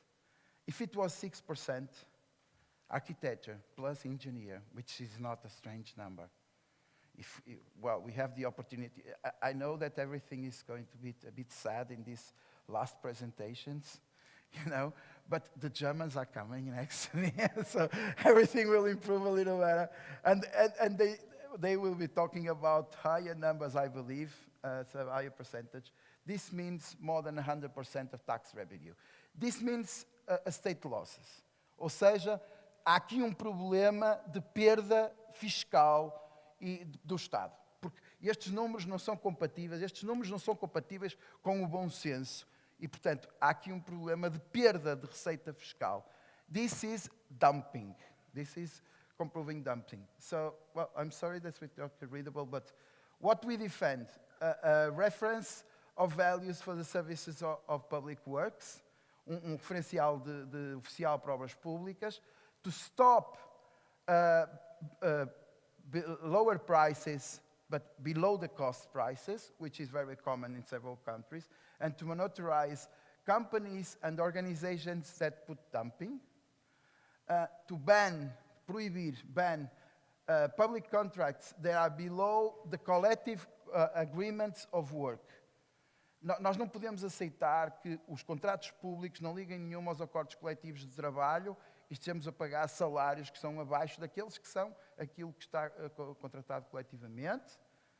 And also reinforce the regulation and the professional insurance that we have no regulation here in Portugal. And of course, to promote health competence here also in our country. I always put, you know, this footnote because we have a very sharp and very accurate and present authority of competence.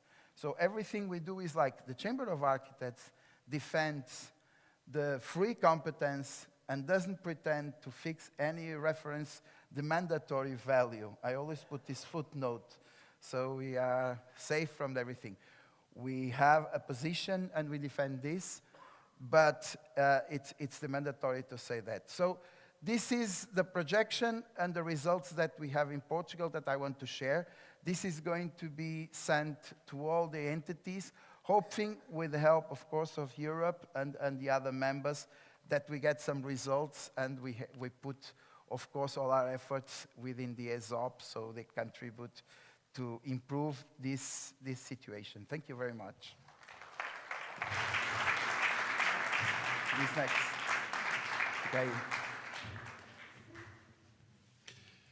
Now that the presentations are over, we will open the floor to the audience for a brief period of discussion, during which they can ask the speakers some questions. So I would invite the 4 speakers, if they want to join me on the floor for some questions, if the audience would want to ask.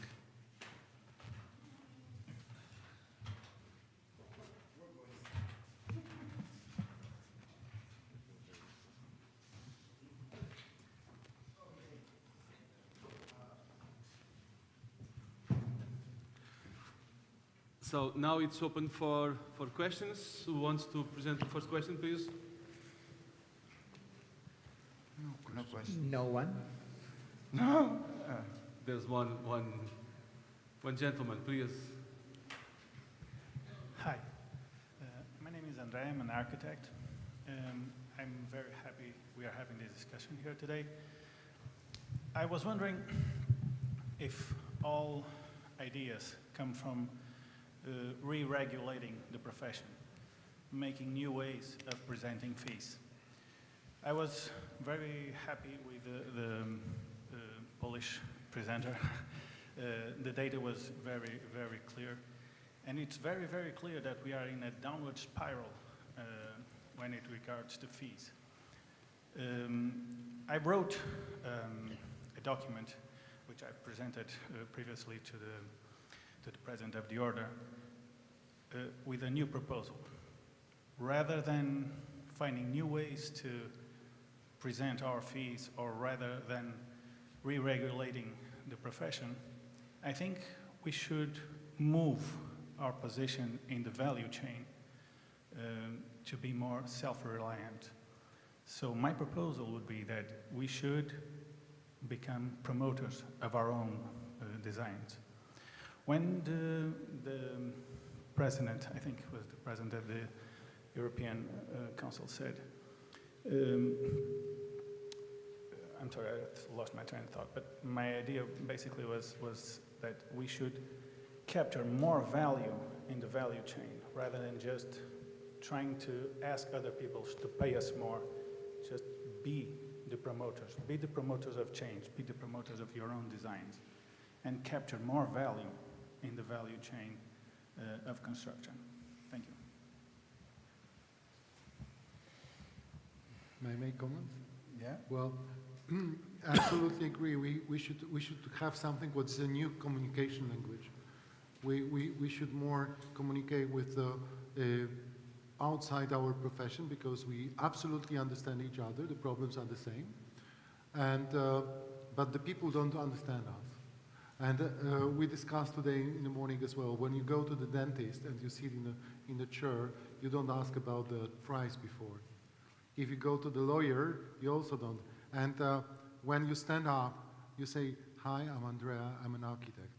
I'm sorry for that, but we have to be proud of that, and we have to fight for our rights." People don't understand what we do, and without any common movement, including also engineers, to work together, and right now we are in a period of redefinition of our profession.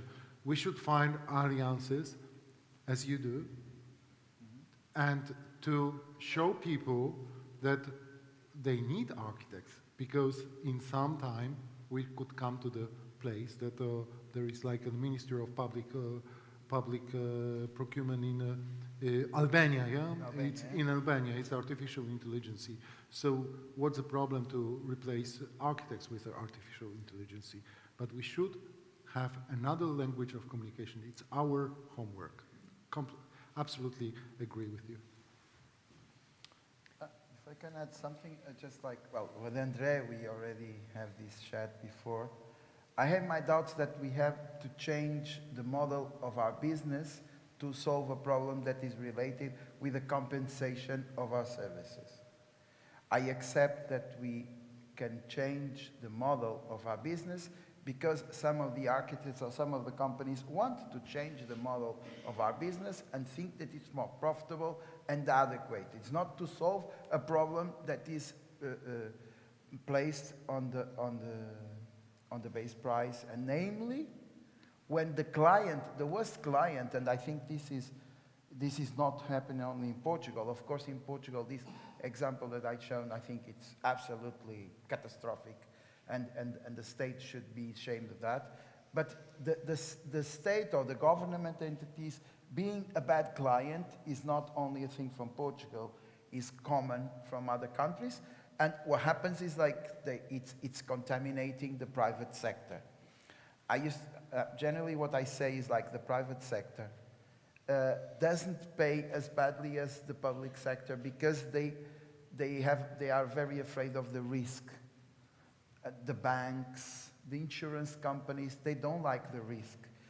If we go to a restaurant and someone tells you that this plate of food is €2 or €2.50, you say, well, maybe it's not safe. Maybe it's not the proper price. So how can they do the same thing in architecture? Because it's a question of your health or the quality of the products that you're consuming. So, but I accept, but in the same way, in some cases, it's possible to produce different models. So, Andrea, yes, I agree that we, generally, the architects have to make a wider range of products related to construction. I think AY is going to change this. I think build tender, ou seja, concessão, construção. In Portugal, build to tender it's generally a discussion.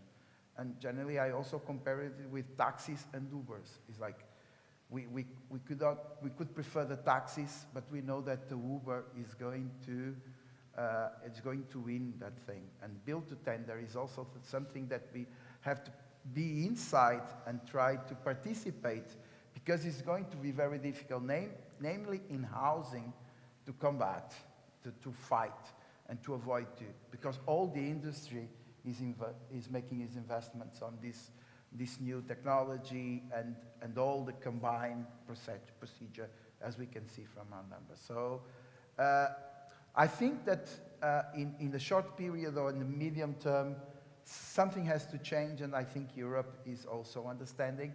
And of course, the Public Procurement Directive, a Diretiva de Encomenda Pública, que ainda vai tardar 3 anos, 3 years, they're going to take to be implemented here. 3 years, I think the Public Procurement Directive is going to change something. But we have to try to make some shortcuts and create some tools and change some of these landscapes. Sorry. If I may. Yeah. Do you hear? Yeah. Yeah.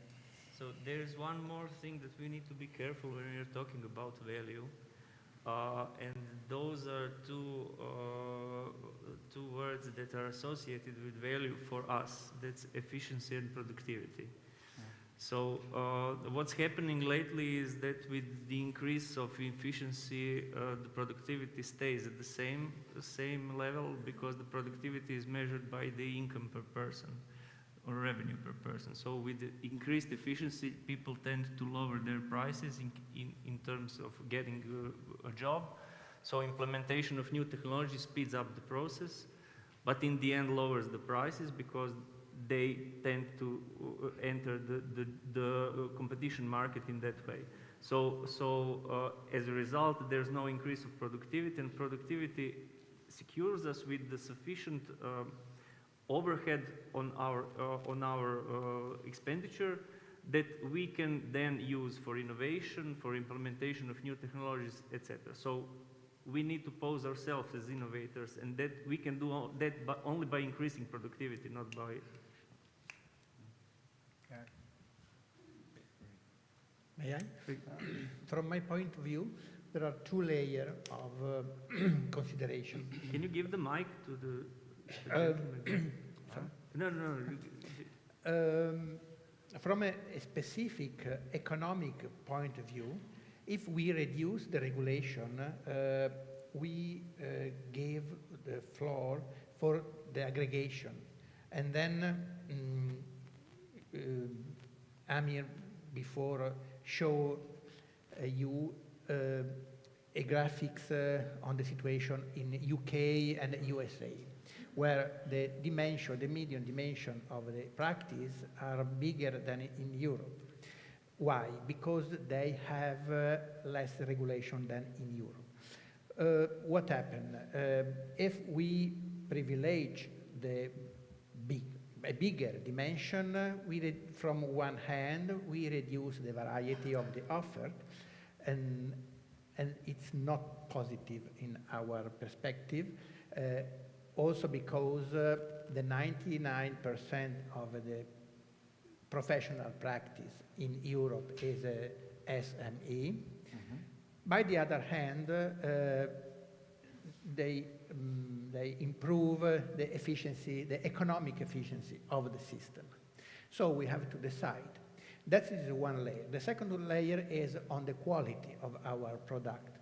Because if we decide to privilege the competition and the quality asked for the public procurement, but also for the private services, we will maintain our role as professionals that has as focus the high quality of life of our clients.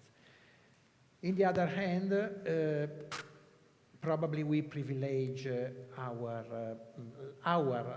quality of life as professional, but we reduce our role in the society. So it's a choice that we have in front of us. If we want to give more space for AI and for the tools and for automation and to aggregation, because we need to use important and new tools, digital tools and so on, or we wish to maintain our role in the society as a servant, as a public servant. That is in my opinion, the choice in front of us. So we have to balance each other. You are not convinced? We have a second question. Yeah. No, Stefan. first reply there. He wants to reply. Yeah, the question.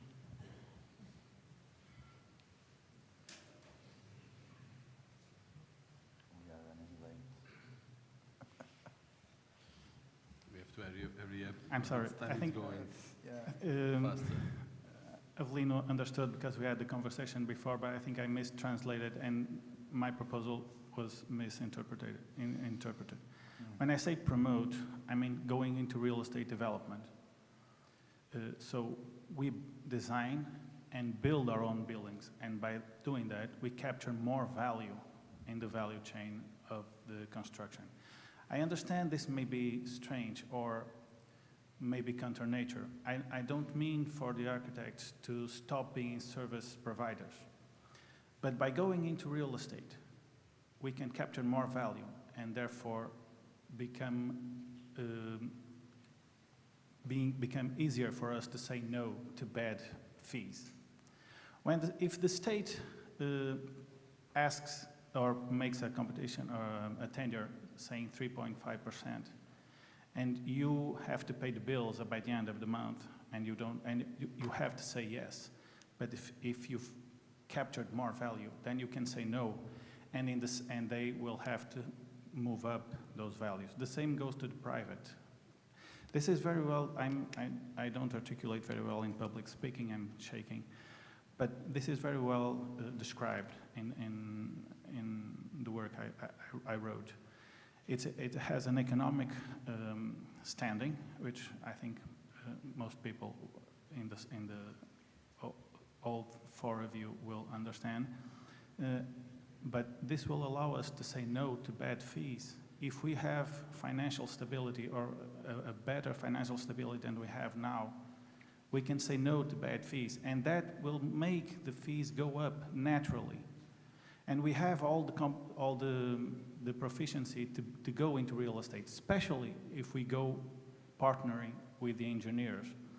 Here in Portugal, we have a long-standing rivalry between architects and engineers, which I think should have ended and is ending.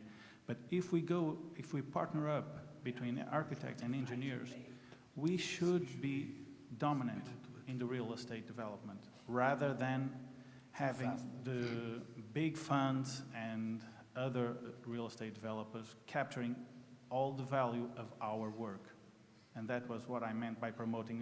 It was a literal translation that maybe... Okay, yeah. No, can I answer? Yeah. So I have an example of such thing.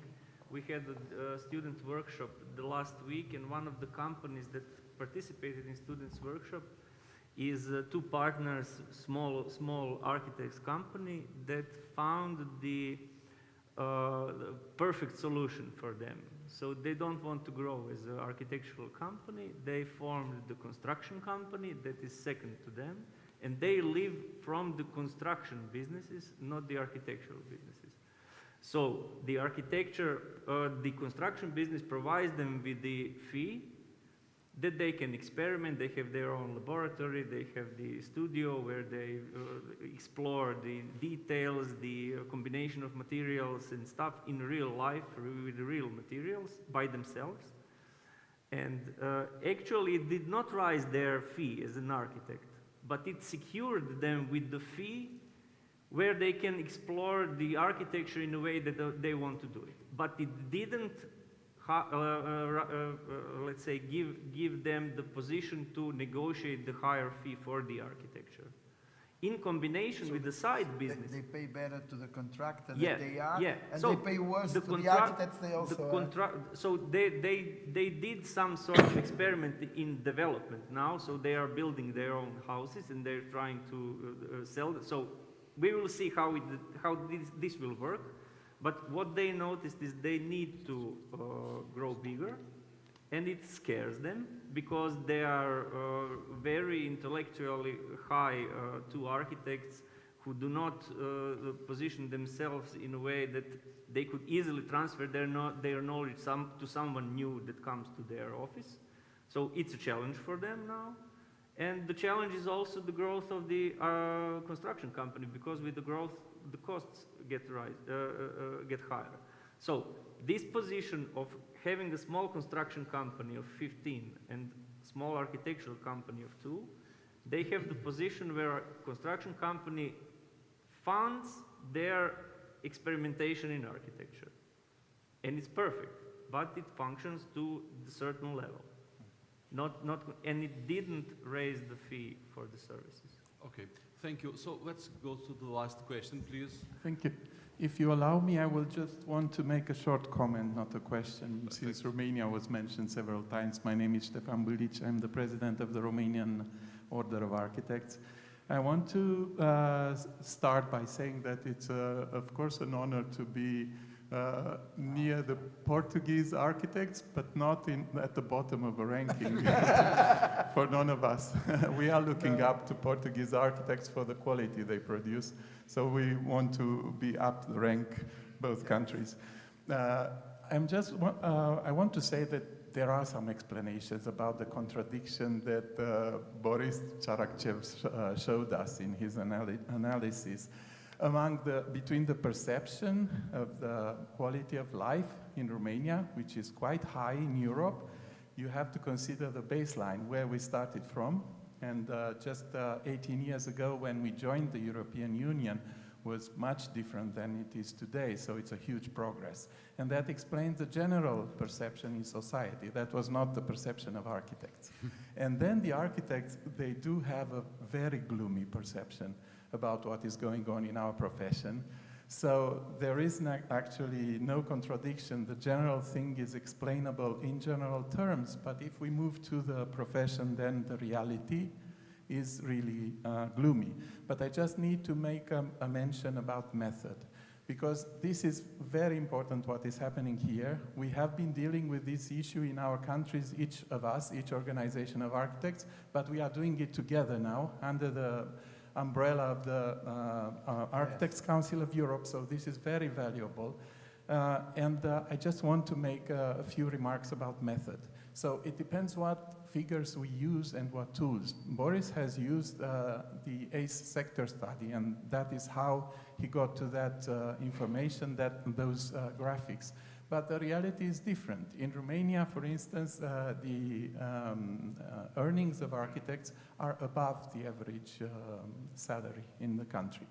And in the ACE sector study, you got up to 48% below. So that is a difference in terms of how we collect data and how we use it. And it takes us back to ESOP, our new task force that deals with research in order to make data really comparable. And that is also valuable because at this point, we do not have reliable data to compare between countries. Romania, in this respect, is not at the bottom. It's just a fact. It doesn't change the reality that architects are not earning enough, and they are really making a living very difficult, many of them. So the topic is of utmost importance, and I'm concluding saying that what you are doing now and we are doing together is to address the system, because we cannot work only on new business models or whatever suggestion that we would have that is individual. We have to address the system, and that includes legal framework, regulations, technical regulations, procurement, the state authorities, professional organizations, and all architects. And this is what is happening, and I appreciate it very much. So I'm just making this note just to signal that for now, we don't even have the accurate data in order to work on the topic and then to persuade authorities to change. And we need to work also on this, on the data. Thank you. Sorry, one thing. We just launched a sector study for new edition for sector study. And you see from Stefan's statement how important it is to participate in it. Yes. We collect the data by sending emails and asking architects to respond to ACE survey. Please do that. then we have reliable data. And I'm sorry that you are the loser and the last. No, it's okay. Okay, we would like to thank the distinguished speakers on the first panel for their contributions to these debates and for the valuable insight they provided. Now the section is finished. We can move to the second panel.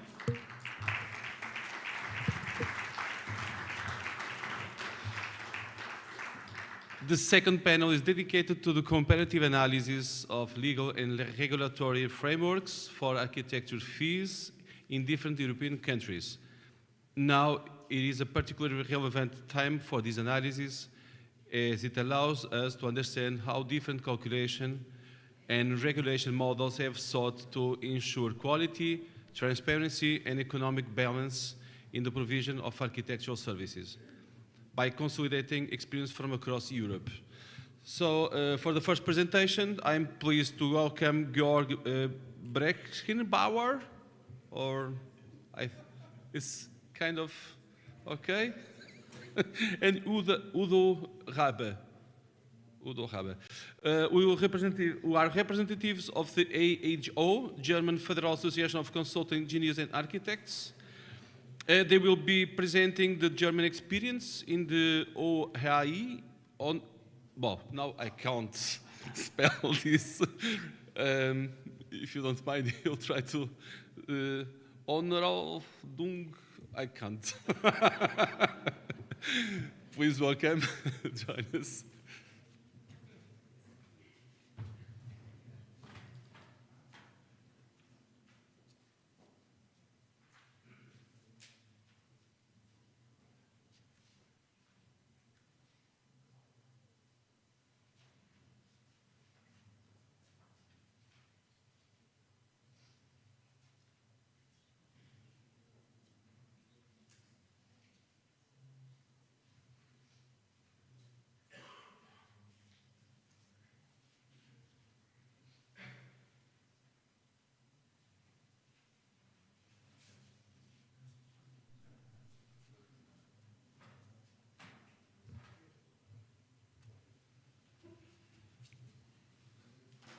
Yes, thank you for invitation. I have to say my English is very bad. I have to read my concept, but I hope you understand me. We have any words I have seen is probably for you, but we will translate the things. To my person, my name is Georg or George Brechenbauer, so is my name. I'm an architect, and together with my 4 partners, I run a Munich-based office with approximately 40 employees. We plan all types of buildings and supervise their construction. We make from beginning to the end. Especially research institutes, hospitals, administrative buildings, but my last completed project is the conversion of a church. Our office was founded in 1946 and has existed as a partnership since 1951. I am currently the oldest partner. And I'm the deputy chairman of the board of AHO. What is AHO?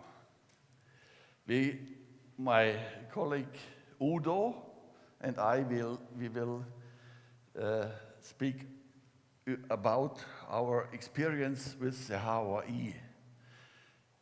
The HOI is the German official scale of fees for services by architects and engineers. Now, so, who is the AHO? The AHO is a committee of associations and chambers of engineers, and architects for the fee regulations.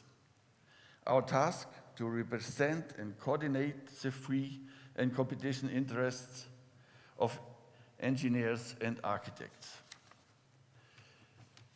The AHO is the association of 44 engineering and architect organizations, 44. It is emerged from the AGU. It was Architects Fees Order, founded 1923. We have 24 expert commissions and 6 working groups, and our office, our central office is in Berlin.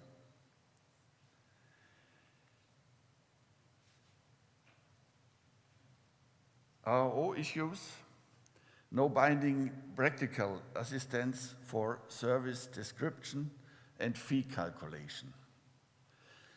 In the expert commissions, we further develop the existing HOE service specifications and develop new ones. The results are published in the AHO series green booklets. All issues of the AHO series are published as non-binding, particular guides for service descriptions and as a guide for fee calculation.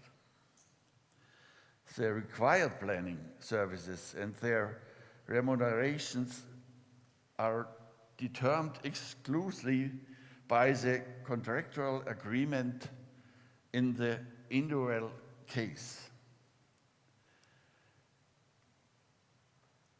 These are all 44 issues in my office. Most are also available online. Examples for topics: planning and construction in exciting buildings, existing buildings, project management, building information modeling, fire protection services in accordance with building regulations. My colleague Udo will now speak about the background of AHO. Thank you, George. So now it's my part to explain. So where is the pointer? Sure. Now it's my part to introduce you to the German HOE, and it is not easy. It is even difficult to explain this HOE to German architects and engineers unless they even work with that daily, and more difficult to explain it to you. I've brought the book with me, so this is an English and German combination. We have about 150 pages for the German HOE, and it has a long tradition. In Germany, you see, the first one was made in 1871. And from that time on, in Germany, people think about how civil engineering and architect services should be paid.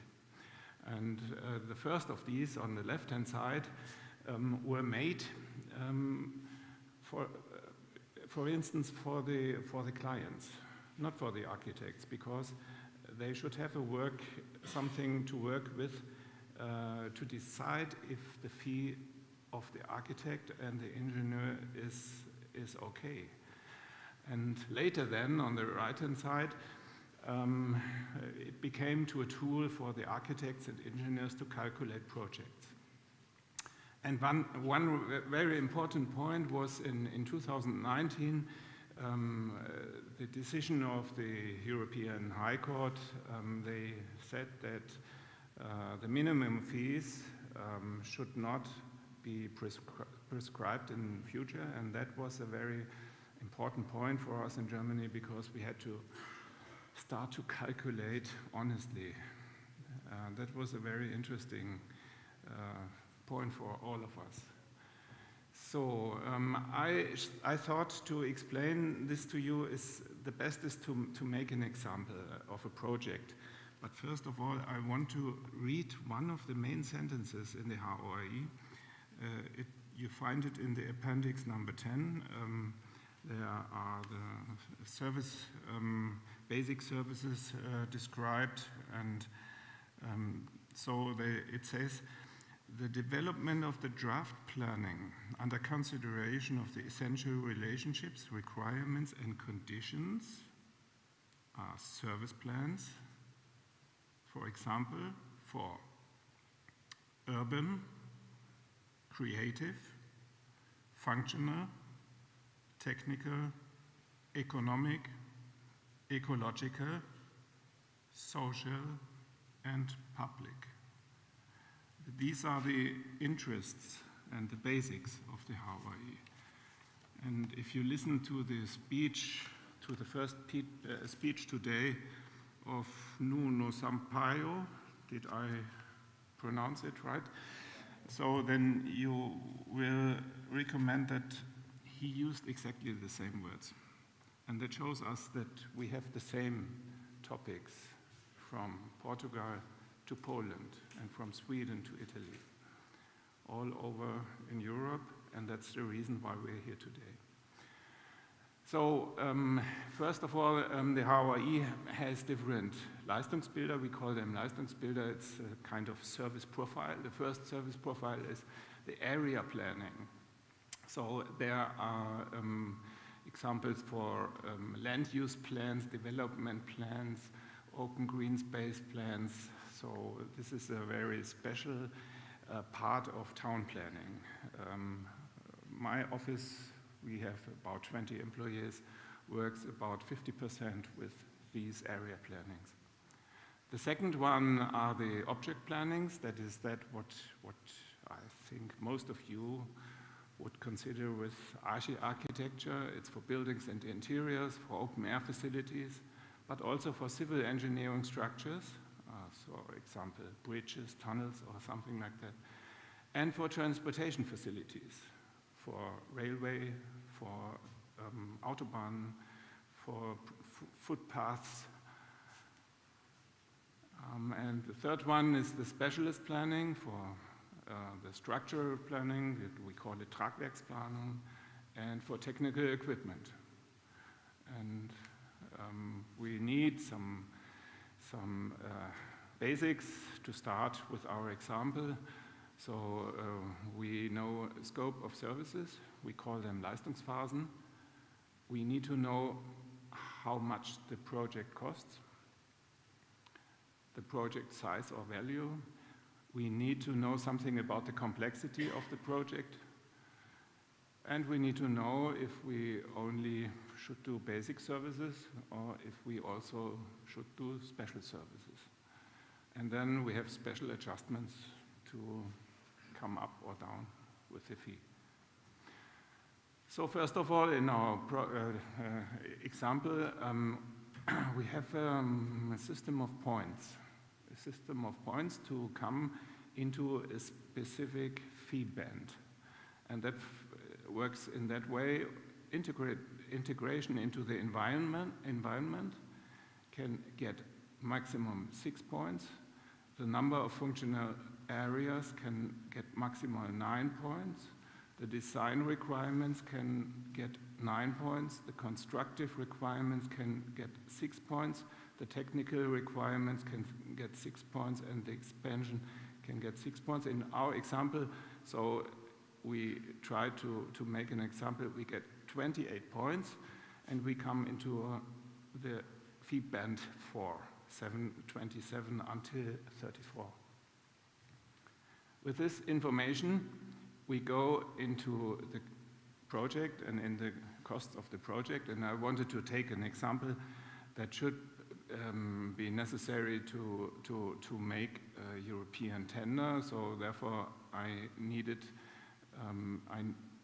Yes, I needed a project about 5 million, more than 5 million euro. So first of all, this is the German system for cost estimation. First of all, we have cost of the site, then clearance and development, then the structure. These 3 million are for the roof, for the windows, for the walls, and all these things. And then we have the number 400 for the technique, 1.2 million. And then the open air facilities, furnishing and art, and this point, the 700, are our fees, our costs. And we reckon about 20 until 30%, 20 for new buildings and 25 or 30% for renovations and things like that. And you see that we come with a solid of 3 million structure costs until a project cost of 10 million in sum. So what do we do with this information? So we go into this chart, and now we put these 3 million over here. If it's renovation, we can put also building structures to be processed into it. That this is a theoretical cost to if we have an existing building we work with. And then we take the technique, 1.2 million, and 25% of that we put it with 100%, and the rest with 50%. Don't ask me why. It's because we just coordinate the technique, but we don't plan the technique. But don't ask me why it's 25%. I can't explain it. So with this information, we come to 5 million chargeable costs, and we go into this schedule here, 5 million. We had the honorar band 4, and then I come to a fee between 500,000 and 600,000 euro. That is put here. And then we have the service phases. So the construction site starts in Leistungsphase 8. This is the monitoring. All others are before the building work grows. This only for architecture, yes? Yes, only for architecture. The rest comes now. So exactly the same we do for open air facilities, 80,000. Exactly the same we do for structural planning, 140,000. The same we do for the technique. This is for water installation, for heating installations. Exactly the same we do for electric installations and for the elevator. And afterwards, we have some special services, for example, fire protection, thermal insulation, and then we have the sum of the project. And you see here the project planning, the specialist planning, the special services, and we get an amount about 1.5 million for the fee. So that's an example how the HOI works, and George will now tell you about his experience with this system.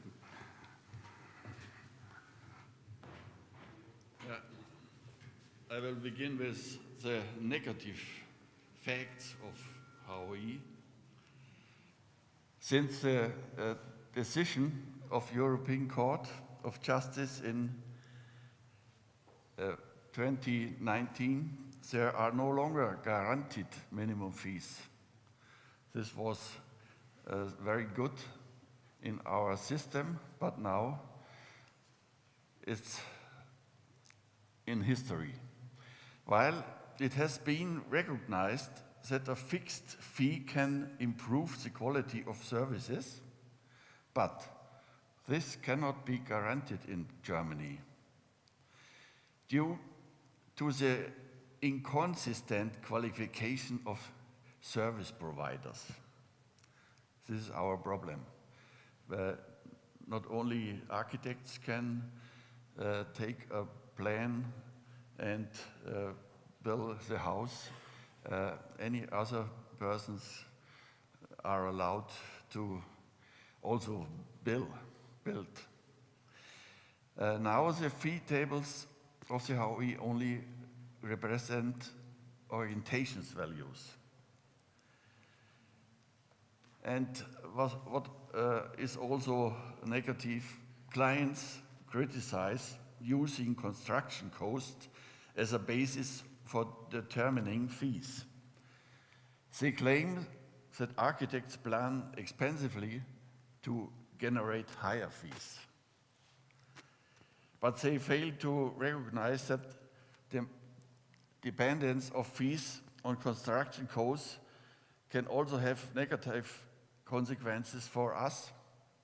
We have also suffered from low construction costs in the past.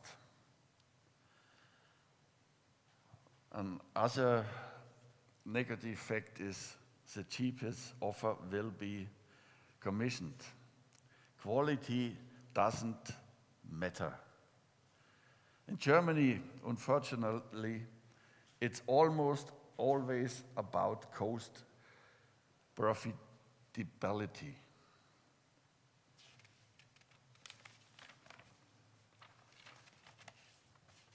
And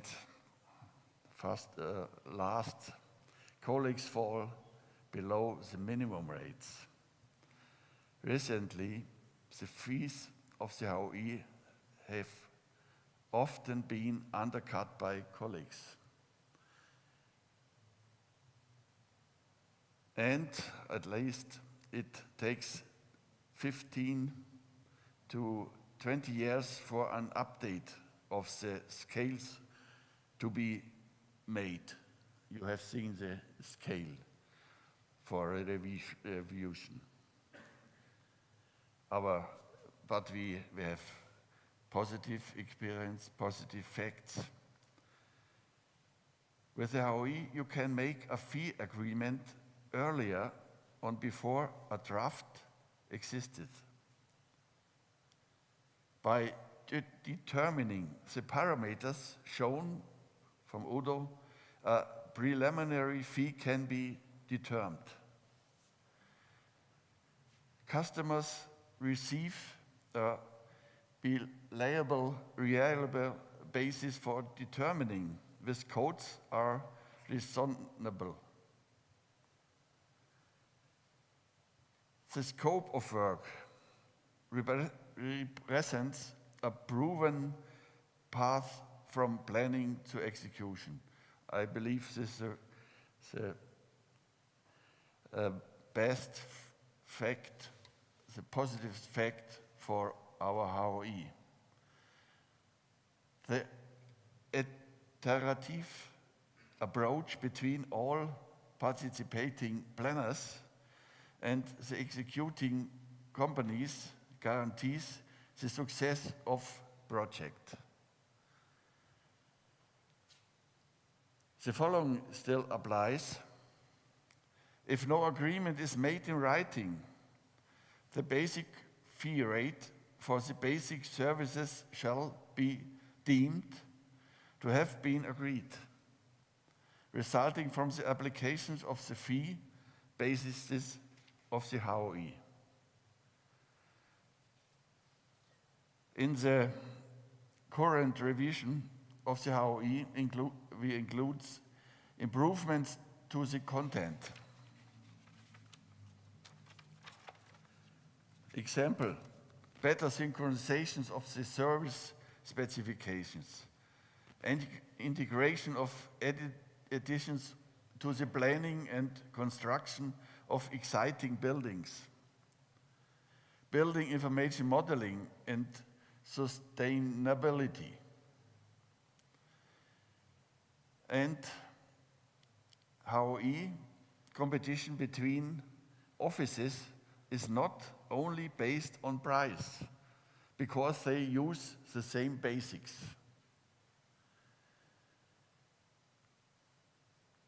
Thanks for your attention.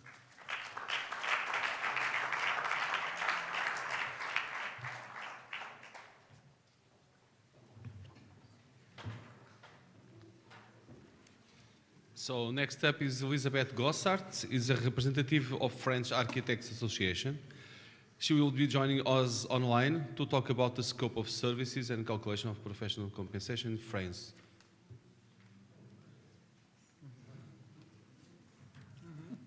Good afternoon. Do you hear me? Yes, right. So I might be a bit out of step with my colleagues, because in France, talking about architects' fees is quite a taboo. The French order has been condemned a few years ago for publishing and applying a fee schedule when bidding for public contracts for project management services. And this event had a huge impact on our overall perception of the profession. And as the publication of the fee schedules is prohibited, we prefer to talk about good practices in architecture. So now I'd like to have my slides, please.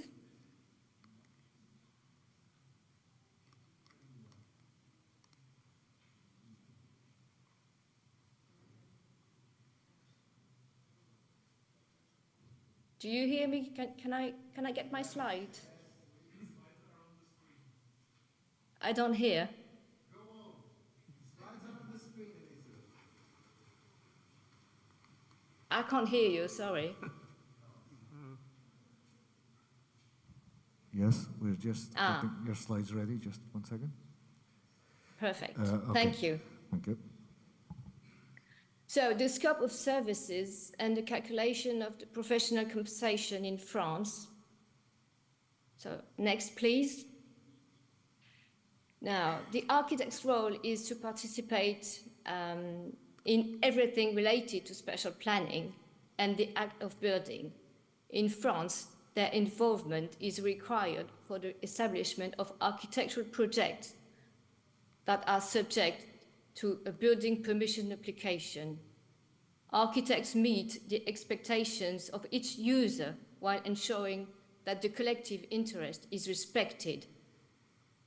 In addition to drawing up the architectural project, architects are qualified to intervene at all stages of a project, from design to execution of the work. Next, please. They can fulfill their duties even more effectively when they take charge of the entire operation from start to finish. Their comprehensive service is a quality factor, performance and long-term savings.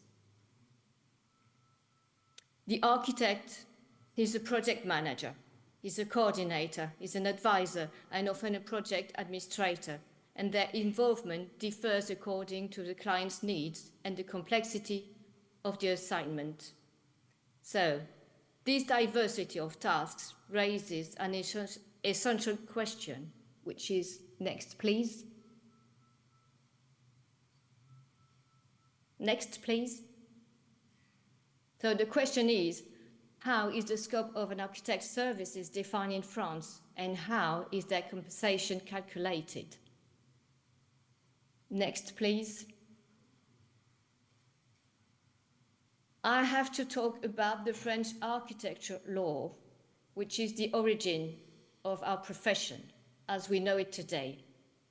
So by the end of the 60s, the scarf of war had almost disappeared and France was enjoying its 30 glorious years.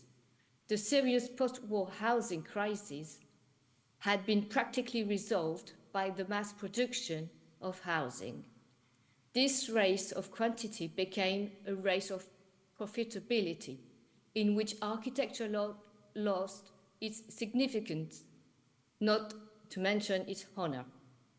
In France, we are still paying today the human, social, cultural, landscape and environmental costs of this period. It was therefore at the end of the 60s that France and its leaders woke up to the damage that had been done to the landscapes, the city and the community life. Next, please. The architectural law was born out of this observation to restore the conditions for quality architecture. The goal was to put the architects back at the heart of the city planning and the living environment. So the future architectural law introduces a new key concept, the recognition of the public interest in architectural quality. And it gives the law its full force and ambition. For example, Article 1 of the law, architecture is an expression of culture.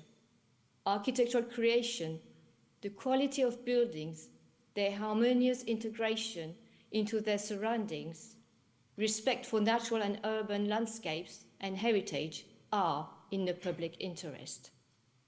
So the famous spirit of the law was there, the public interest in architectural quality, with a specialist architect who is independent, well-trained, well-insured, and of good character to strive for this quality. Next, please. The entire text of the law refers to this public interest, and that is what gives it its strength. It is this public interest that justifies the mandatory use of an architect and thus gives them a monopoly, even if it's limited to design. Architects are expert and they create harmonious living environment and respect heritage. Next, please. So the scope of the architect's services, we've got two different tasks. We've got the basic tasks. According to the law, architects can be involved in all stages of the construction project, from design to completion, and their basic tasks include design, applying for planning permission, consulting with contractors, construction management, and reception of the work. Next, please. We've got additional tasks in addition of these basic services. So architects can offer specific services such as project feasibility studies, technical diagnostics, project management assistance, compliance, and support with grant applications or environmental certification. These services can be added according to the client's specific needs. Next, please. So after boring you with the law of architecture in France, I can talk about calculating of the professional compensation. In relation to private contracts in France, since the Ordinance of December 1986 on fee pricing and competitions, the publication of fee schedules has been prohibited. Architects' fees are therefore freely negotiated between the parties signing the contract. Next, please. In the field of public procurement, in accordance with the Public Procurement Code, compensation is determined and based on the scope of the assignment, the complexity of the operation, and the scale of the work. Next, please. So the compensation may be determined in several ways. One, percentage of the cost of the work. This is the most common way. Compensation corresponds to a percentage of the total cost of the work excluding tax, generally between 6 and 15%, sometimes even less than 6%. It depends on the complexity of the project, the architect's level of responsibility, and the scope of the mission, if it's total or partial mission. Two, we've got the flat fee. In some cases, especially for small projects, compensation may be set as a flat fee agreed in advance between the architect and the client. And three, the hourly rate. For one-off tasks or consultancy work, architects may be paid by the hour. Hourly rates are not fixed but must be specified in the contract. Next, please. The factors that can influence compensation. There are several factors that can affect the amount of payment. the nature of the project, the surface area and estimated cost of the work, the level of technical complexity, the deadlines imposed, and geographical specificities. Payment must be set out transparently in a contract, often referred to as an architect's contract. For private contracts, the French order publishes standard contracts setting out the architect's complete mission, but does not publish an indicative remuneration table. Next, please. Next, please. Thank you. Regarding to public procurement, the French order provides standard contracts that can be used in the context of the award and procurement of public contracts. These have been developed with project management partners and with the support of the MIC, which is the Interministerial Mission for the Quality of Public Buildings, whose mission is to promote the improvement of the quality of public buildings and development projects. Next, please. Architects play a central role in the construction process, with their missions tailored to the needs of the client. The scope of their services goes far beyond simply designing plans and may include management, consulting, and even expert assessment. Architects' fees are not regulated, but are directed by principles of transparency, proportionality, and contract. They depend largely on the scope of the project, its complexity, and the method chosen. It is therefore essential for the clients to clearly define their needs from the outset to obtain a suitable and fair service. Next, please. We've got a specific project management competition, which is the practice of the French-style competition. This practice of project management competition is clearly well developed in France and has specific characteristics that make it unique in the international scene. The public project management law clarified its relationship with private project management by establishing clear rules applicable to public procurement, particularly regarding the conditions for organizing French-style competitions. The obligation to compensate the services requested at a minimum of 80% of their value.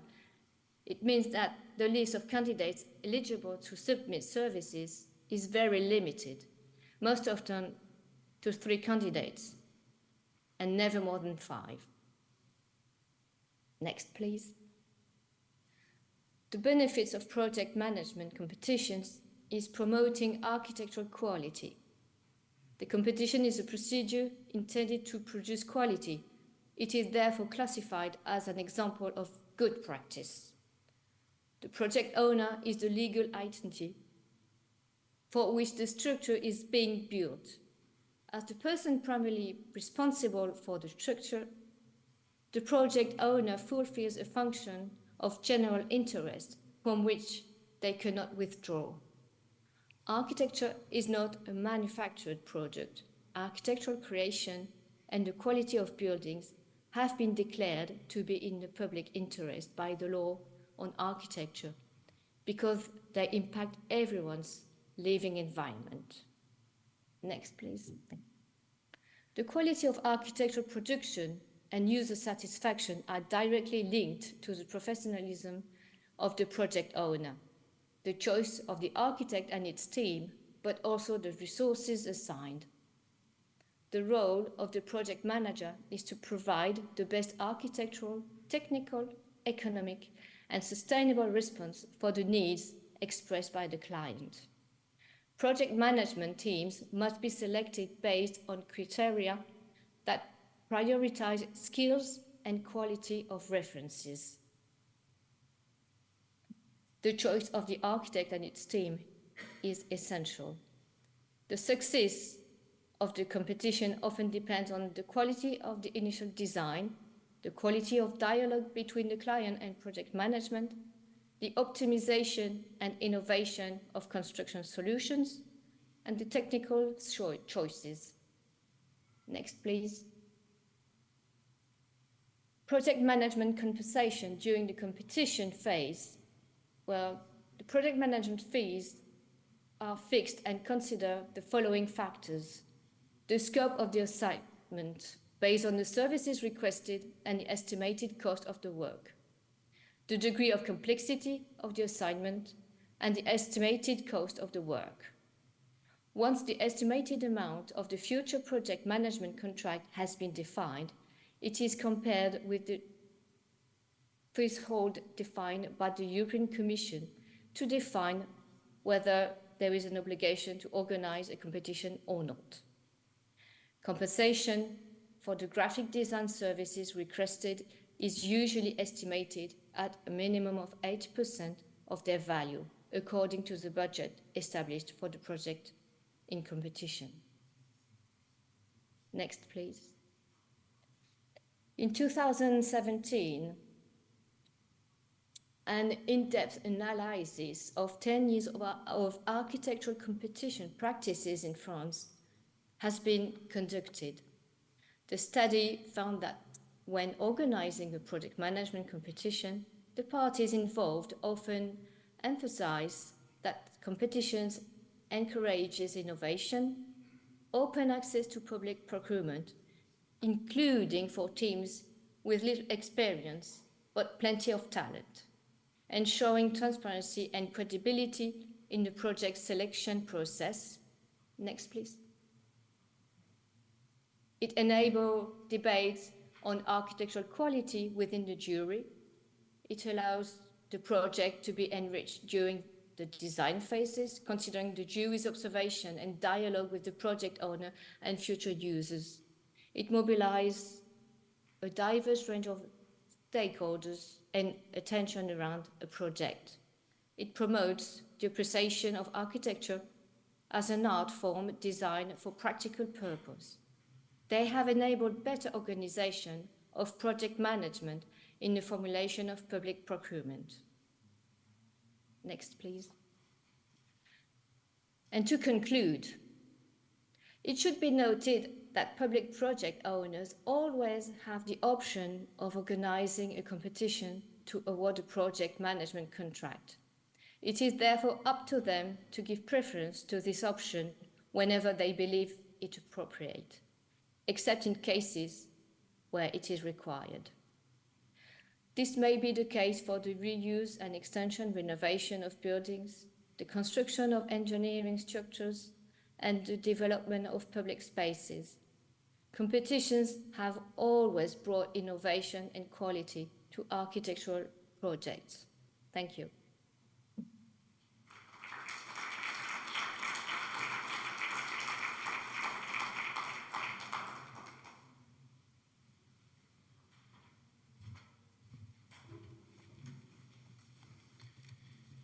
Now, we will conclude the panel with a presentation by Stefan Balici, architect and president of the Romanian Architects Association.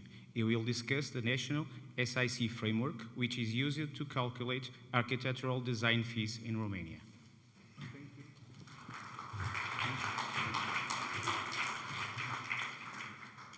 Thank you. Let's see if I manage to make it go further.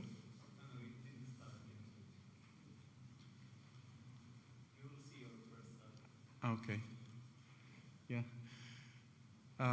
So I'll try to go as quick as I can through this presentation of the system that the Romanian Order of Architects has developed in order to assist architects in negotiating their design fees.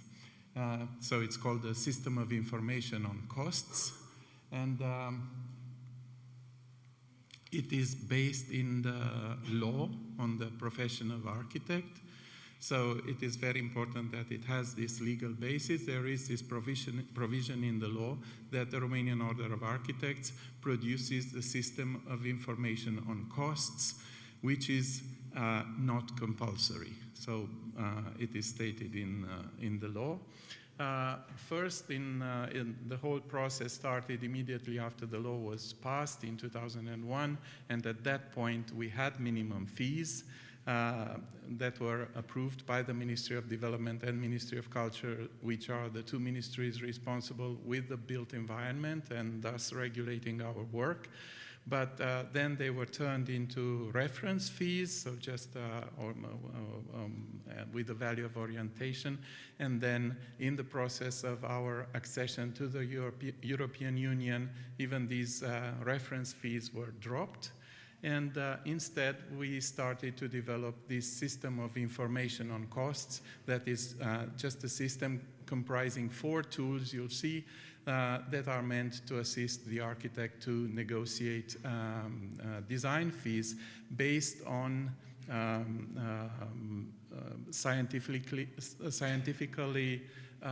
developed indicators and tools. So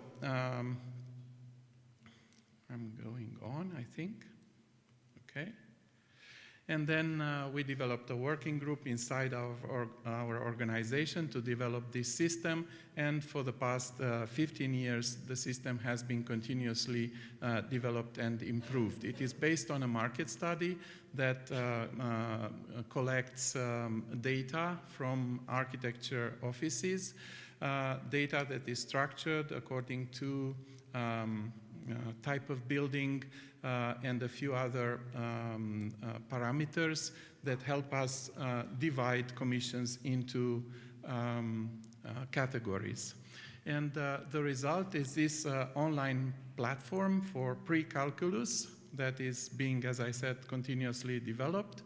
And it is also completed with the most recent tools, which are the design contracts recommended by the Order of Architects that are connected to the scope of services. And thus, they create the whole system that we are using.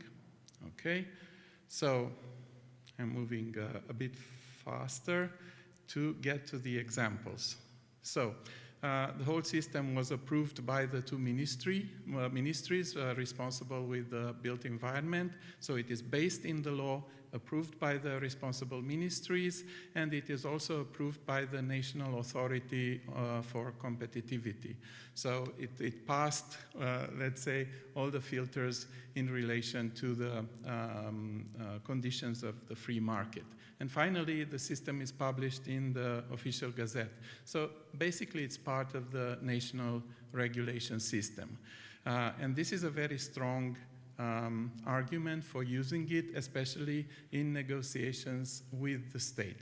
And there we are trying to take it now in this phase of development of the tool where we are. The tool is, as I said,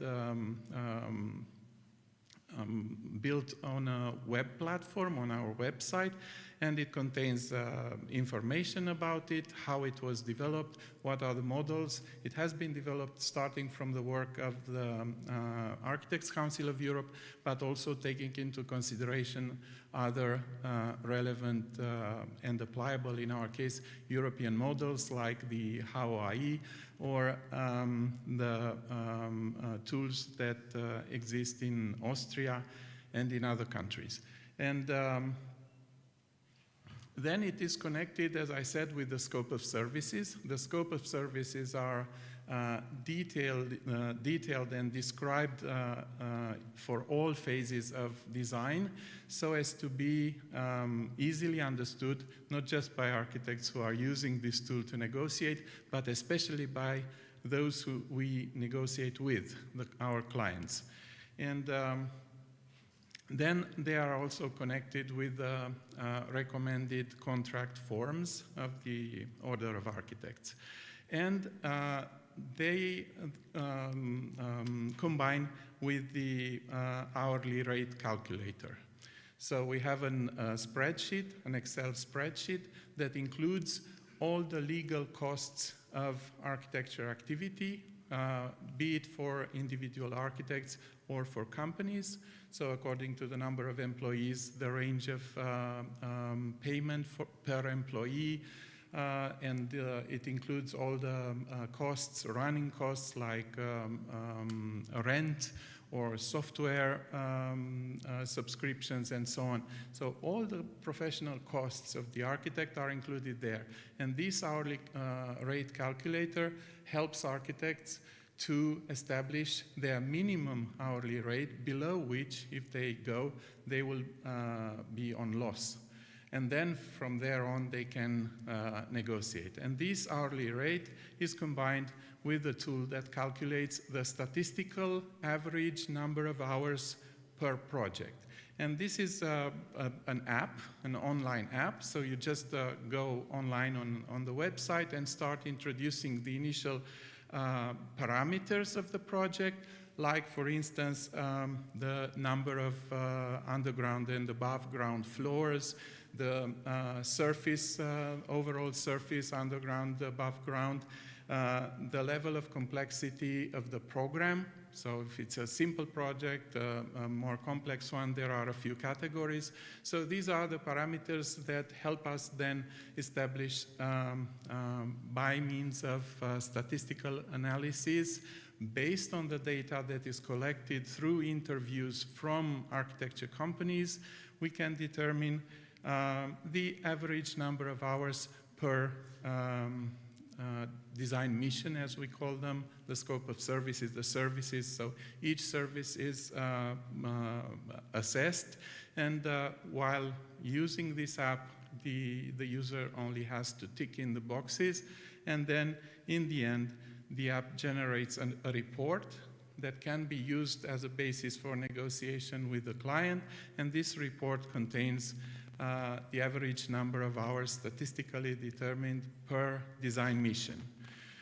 So it's just a tool to help us work through the process of first calculating our desired, so to say, design fee, and then negotiating with the clients the end result. It doesn't contain any fixed fees.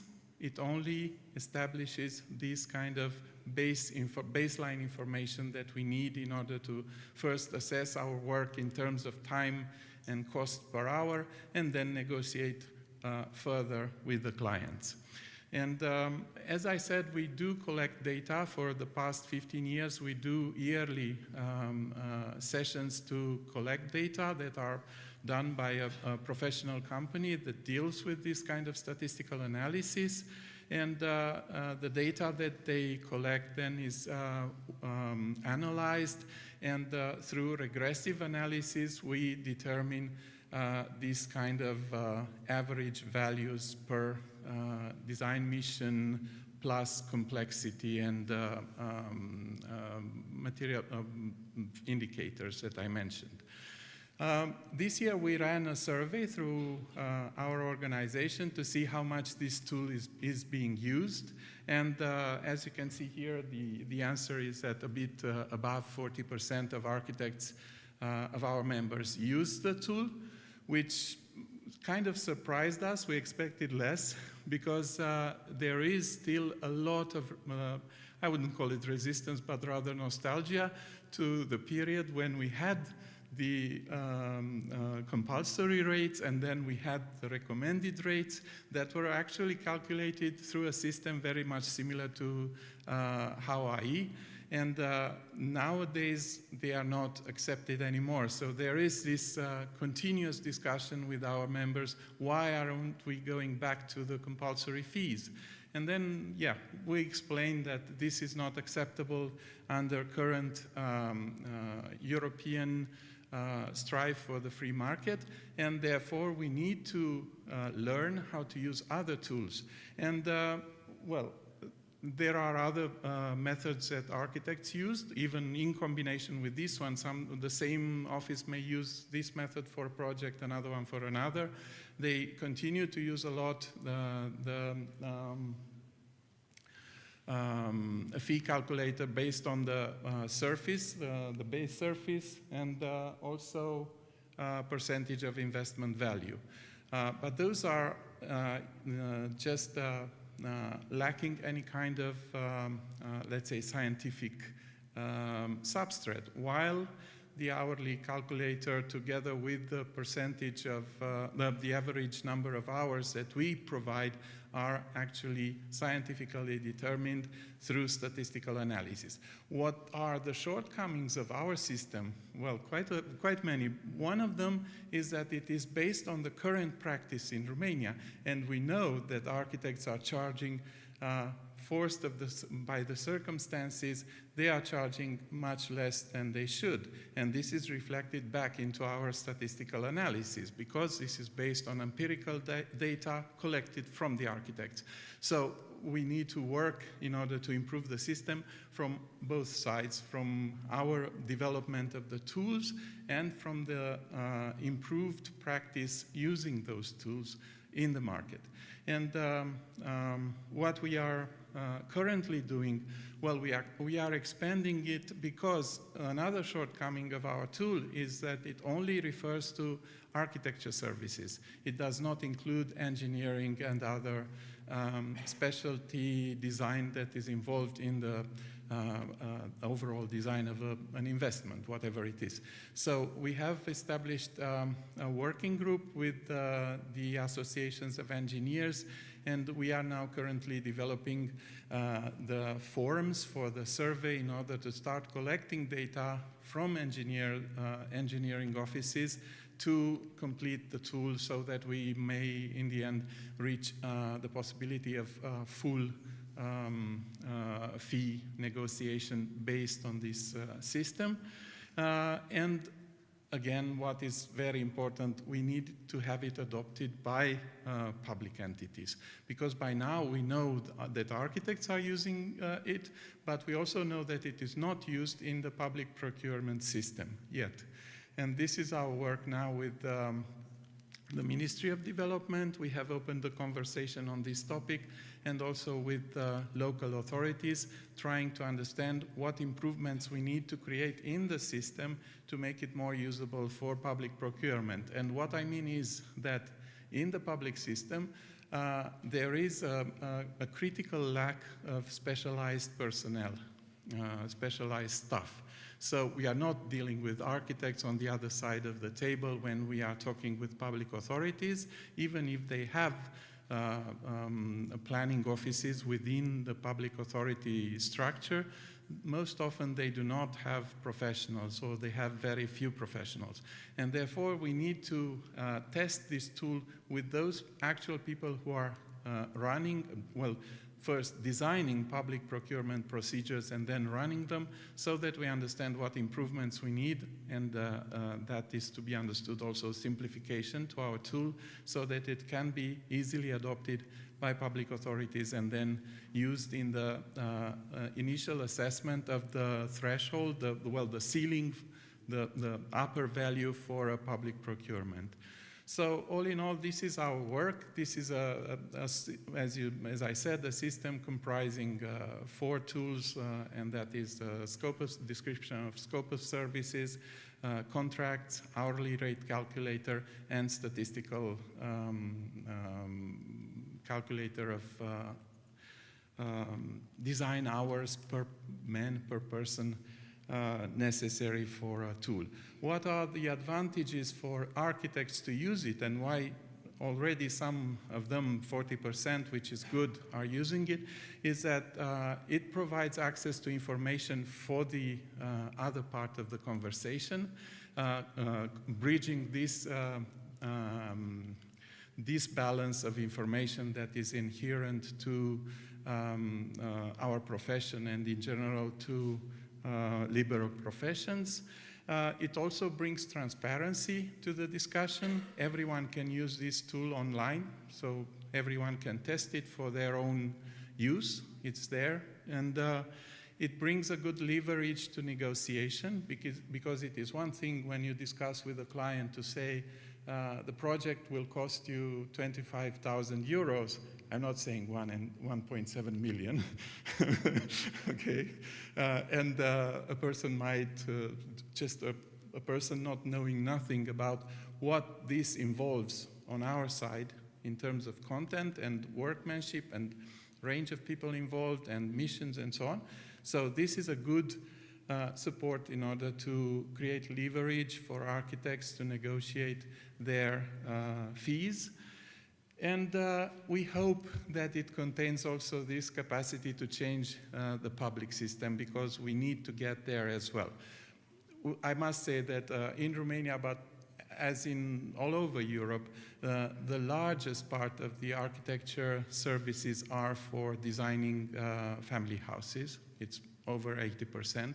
So the interest of the discussion about the public sector is relatively low if we consider the number of architects and the number of commissions per year, but it is very high if we consider the impact of public commissions on the quality of the built environment and thus on the quality of life of all of us. So even if this is percentually, this represents a small number of commissions per year, it represents a huge interest in improving the quality of life. So this tool, well, a little bit is helping us deal with all these problems. So that is all. Thank you.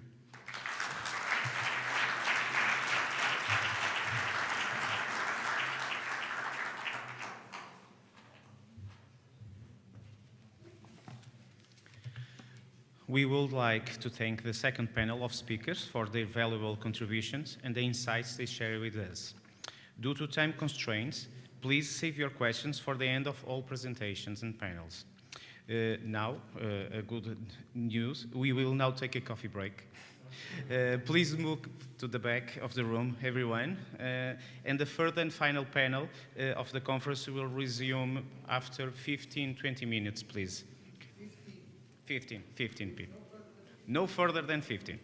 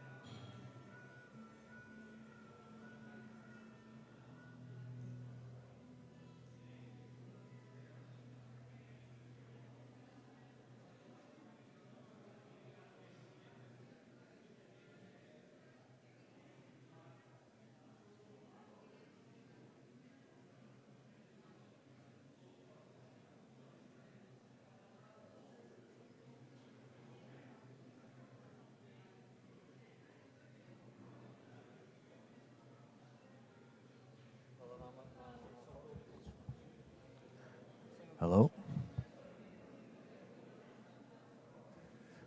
Hello? Tiziana? Hello?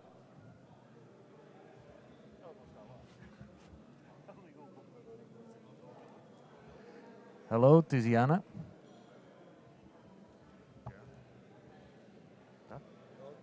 Hello? Ah, your volume is very low. Do you want to switch on the video image or not? Hello?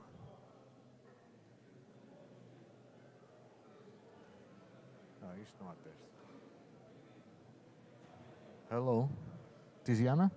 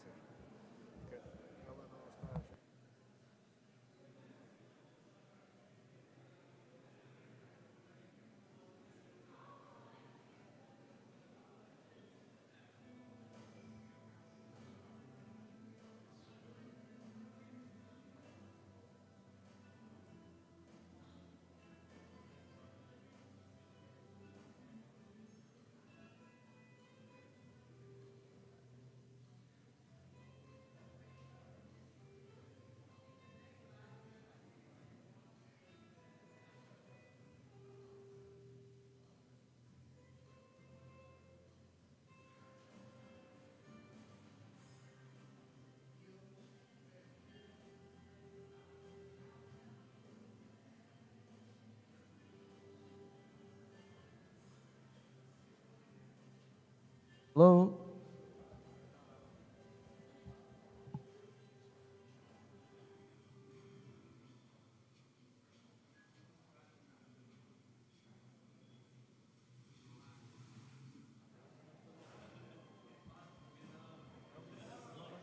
Hello?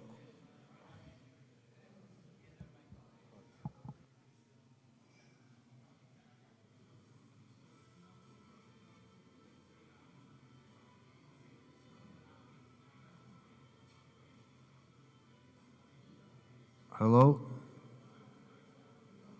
Tiziana?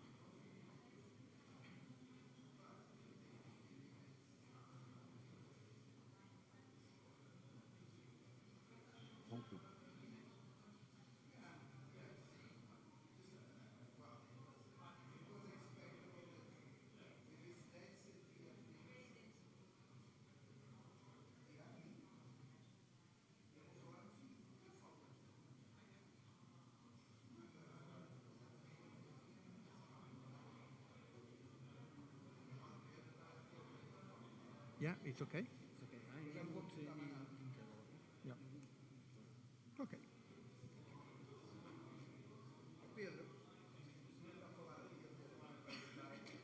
I presented together my colleagues this. I am Diego Zoppi and she is Tiziana Campos. Yes. This is my introduction. I'm pleasure to introduce the first presenter, Yeah. Tiziana. She's the General Secretary of Yeah. National Arquitetura. Yeah, perfect, okay. Yeah. Please. In order to fulfill our schedule, I ask everyone to return so we can continue, please.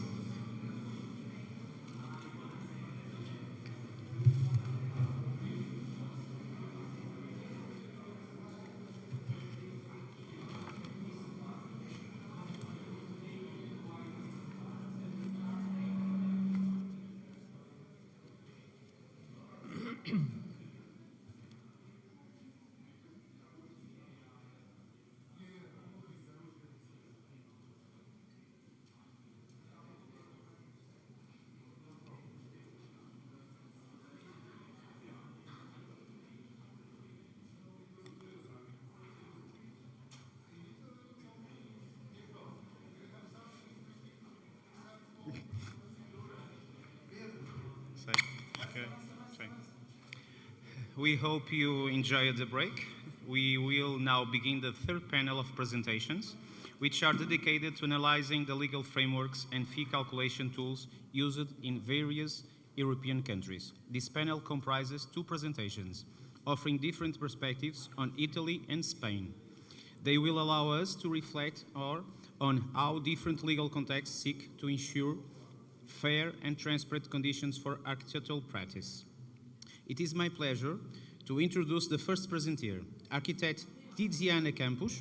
She is the General Secretary of the Consiglio Nazionale degli Architetti, Pianificatori, Paesaggisti e Conservatori in Italy, and will be joining us online in place of the CNAPPC President, Architect Massimo Cruci. Joining her in person is Architect Diogo Zoppi, a member of both the Architects Council of Europe and the CNAPPC. Together, they will present on the Equo Compenso law and its application to architectural practice in Italy. Thank you. May I have my microphone? Okay. Just two words to introduce my colleagues, Tiziana, that I didn't see her anyway, and for the law on fair compensation, and a short communication to my colleagues, Tiziana, because she has to share his screen, because from here they can't share the slide. So Tiziana, please share your screen. In Italy, in the last 20 years, we had a strong deregulation. At the beginning of 2000, we had a fee scale, but in 2006, they abolished, the new government abolished it, and abolished a lot of regulation on the architectural services. The result was a strong deregulation and a strong discount of the market. We arrived, at the beginning, we have a fee scale, but from this fee scale, we had a reduction to 80% maximum. So it was not possible to go on in this direction, so we start to study how we can make some rules, some new rules, skipping the fee scale, of course, and after 10 years, we arrived to the current situation where we have this law. This law, at the beginning, was for the lawyers, for the strong clients, that client with an income more than 10 million per year and more than 50 employed. So also the public administration was a strong client. And now, after 2-3 years, where we started to use this principle in not in a complete way. Now it's working, it's working successfully. The cost of the architectural service is growing up more or less over 30% instead of the last years. And we introduced also other tools.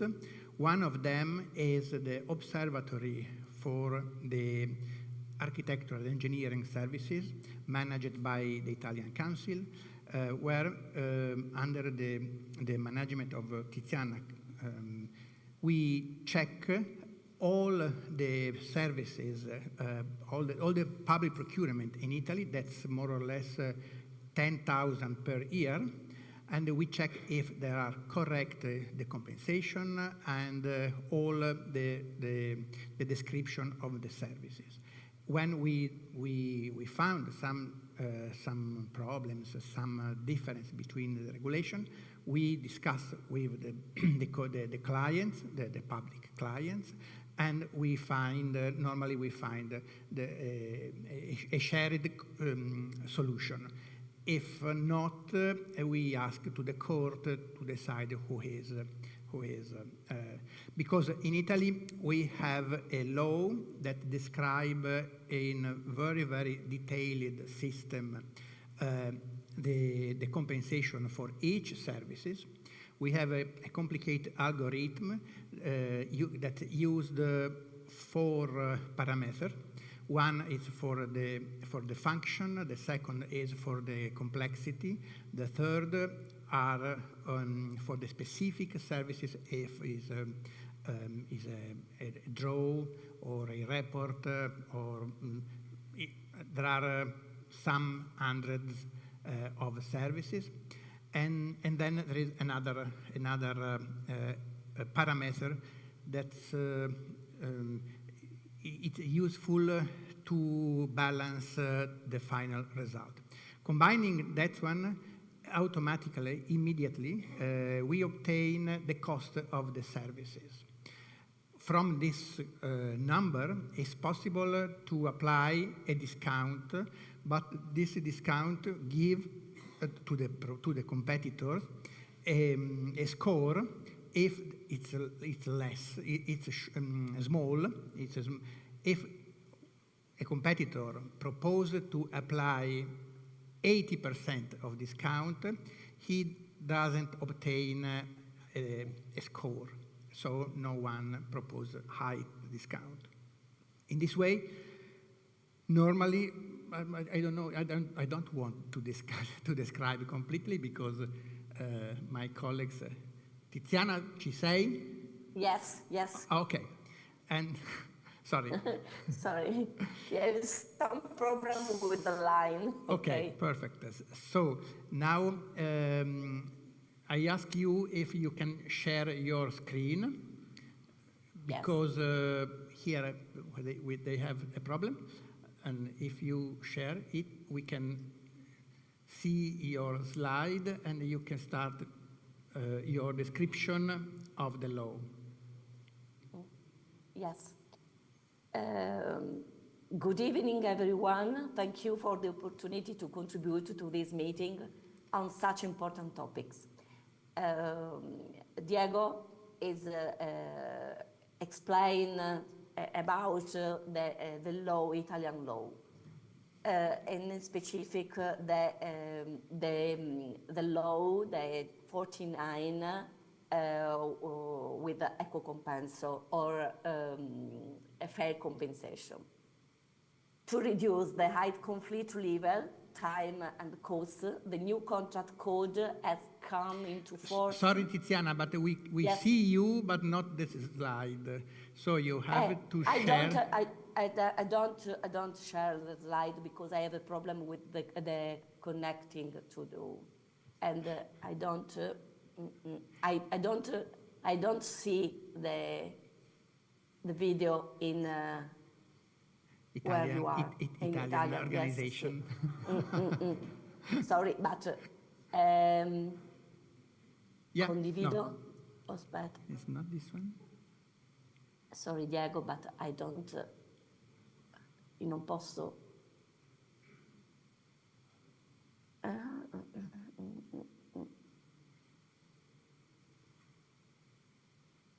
Diego, you show the slide. Yeah, I can, but I have to go to the desk to give my computer. Is possible? Ah, okay. Okay. So 1 minute. If you want to, we can invert and we propose for the Spain. So just to have 5 minutes. Oh, sorry. Yeah, you can change the order and you start.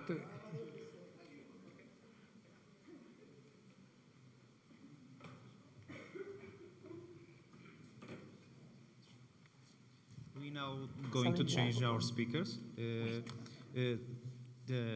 I would like to invite Maria José Peñalver Sanchez, the representative of the Higher Council of Architects of Spain. She will discuss the significance of implementing the Architecture Quality Law, Law 9/22 in Spain.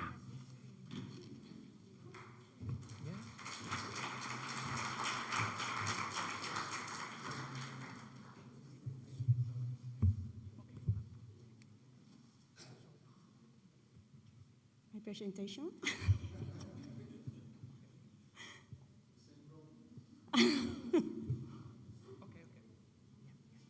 Okay, thank you very much.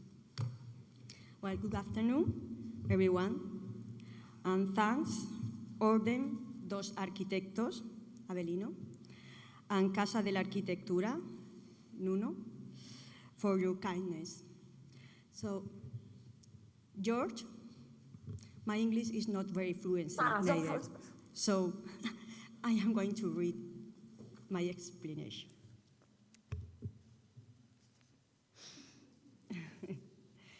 I'll be presenting on the Spanish law of architecture quality, professional fees, and combating dumping.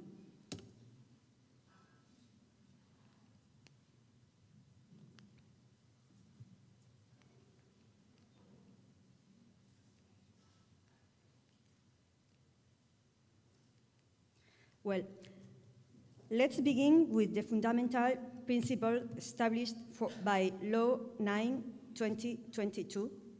For the first time in Spanish legislation, architecture is officially recognized as a matter of public interest.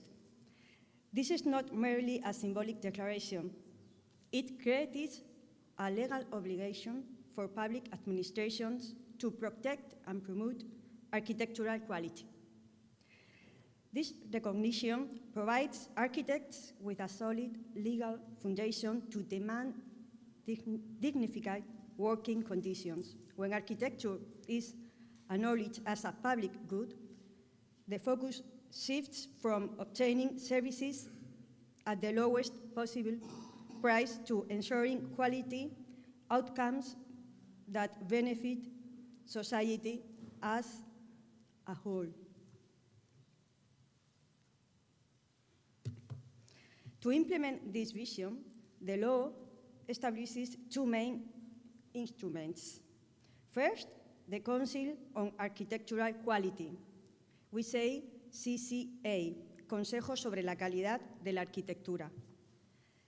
This is a collegiate and advisory body attached to the Ministry of Housing and Urban Agenda. It brings together representatives from various administrations, professional associations, and experts in the field. Its primary mission is to guide public administrations in the procurement of architectural services. Second, the House of Architecture, Casa de la Arquitectura, which serves as a museum and cultural center. Its role is to disseminate Spanish architectural heritage, catalog works of interest, and promote educational activities. It also functions as a forum for debate and citizen participation, enhancing the international projection of Spanish architecture. These two bodies work in tandem. one focusing on professional practice standard, and the other one on cultural promotion and education. Well, let's examine the CCA more closely, particularly its role in addressing the issue of professional fees. The creation of the CCA represents a milestone because, for the first time, there is a state-level body specifically tasked with centralizing discussion on fees and architectural quality. The Council has several key functions related to professional compensation. It develops criteria for estimating appropriate fees and base budgets for architectural services. It drafts standard bidding documents that prioritize quality over price. It proposes reasonable deadlines for architectural projects, recognizing that unrealistic timeframes often lead to underpaid work. It promotes training for public officials on the intellectual nature of architectural services. Also, the CCA's reports are non-binding.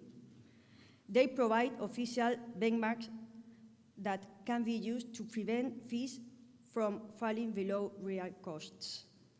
These addresses are long-standing concern of professional associations who have advocated for reference standards to combat fee evaluation. So I think that we are working in the same direction.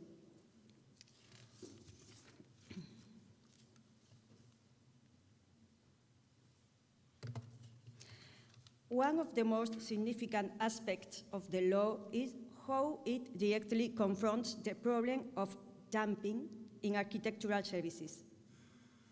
The law establishes three key mechanisms to combat this practice. First, it mandates the establishment of clear parameters to identify abnormally low offers. This removes ambiguity and makes it easier to flag bids that undermine professional dignity. Second, it requires the justification of abnormally low bids. Companies can no longer simply submit rock-bottom prices without explaining how they can deliver quality services at such rates. Third, and perhaps most importantly, the law emphasizes that architectural services are intellectual in nature. This recognition means that price cannot be the sole or even primary determining criterion in procurement decisions. The goal of these provisions is to ensure that procurement processes value quality over price, leading to dignified fees that reflect the expertise and responsibility involved in architectural work. The law also reinforces the design competition as the ideal procurement procedure for architectural services. It does this by broadening the concept of special complexity to include technical, environmental, and urban planning factors that require innovation. This expanded definition makes competitions mandatory for a wider range of projects, reducing the discretionary power of administration to opt for price-based awards. Design competitions priority the quality of proposal rather than focusing solely on the lowest bid price. This approach naturally leads to better outcomes and fair compensation. Additionally, the CCA will provide guidelines for appropriate jury remuneration, ensuring professional evaluation of submissions. This is important because qualified juries are more likely to recognize and reward quality work rather than simply selecting the cheapest option.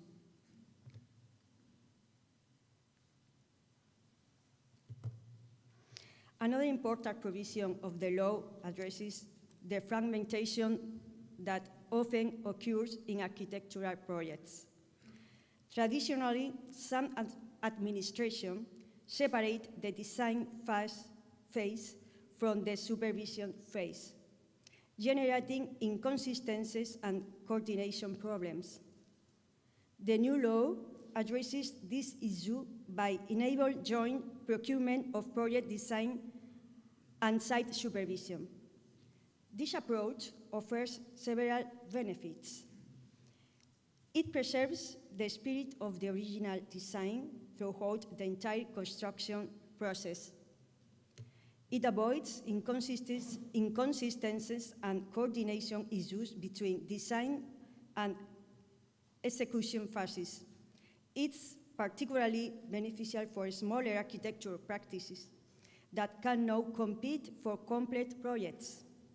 It simplifies the processing of small-scale supervision, which can now be formalized as minor contracts.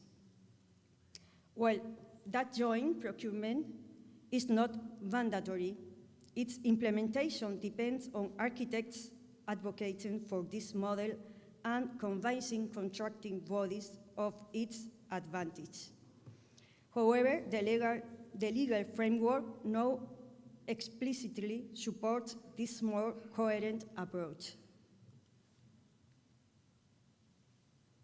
Despite these positive developments, we must acknowledge that the law alone cannot immediately eliminate precariousness in the profession. The culture of lowest price continues to dismotivate young architects and forces professionals to assume greater responsibilities without dignified conditions. However, the law provides several tools to combat these challenges. The CCA will publish orientation on fair professional fees and reasonable project deadlines. Public officials will receive training on the intellectual nature of architectural services. The law requires establishing parameters to identify and demand justification for abnormally low offers. These measures, while not perfect, represent significant progress in recognizing the value of architectural work and creating mechanisms to ensure fair competition. For the law to achieve its full potential, professional architectural associations must play an active role in its implementation. There are 4 key areas where these organizations can make a difference. First, participation in the CCA. Professional associations must actively engage in the Council to ensure that fee guidelines and procurement recommendations reflect the profession's needs. So we are working. Second, challenging unfair bidding documents. Associations should monitor public tenders and challenge those that prioritize price over quality or contain unreasonable deadlines and conditions. Third, promoting quality-focused models. Associations can develop and advocate for standard bidding models that incorporate quality criteria and fair compensation, serving as templates for public administration. Finally, education. Education and awareness. It's crucial to inform architects about their rights under the new law and train them to identify and report non-compliant procurement practices.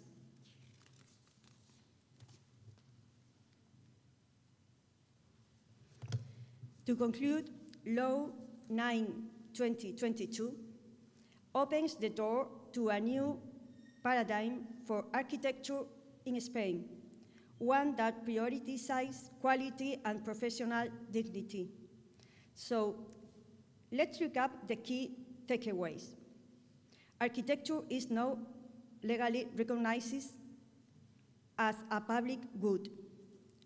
New instruments, the CCA and House of Architecture, provide tools for fee guidance and cultural promotion. The law prioritizes quality over price by combating abnormally low bids, strengthening design competition, and allowing joint procurement. However, the transformation requires commitment from public administration and active participation from the architectural community. Architects must engage with the CCA, challenge unfair bidding documents, and promote quality-focused models. The path forward involves not just implementing the letter of the law, but embracing its spirit, the recognition that architectural quality serves the public interest and deserves appropriate compensation.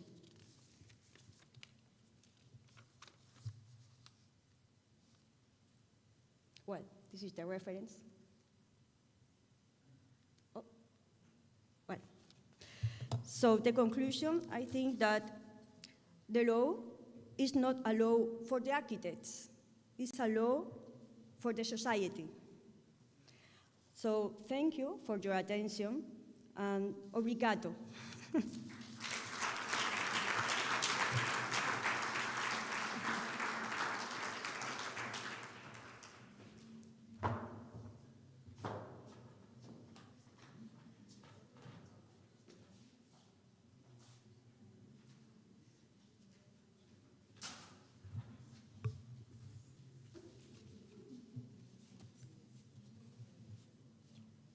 Now, for retake the first presentation of this panel, Tiziana Campos and Diego Zoppi.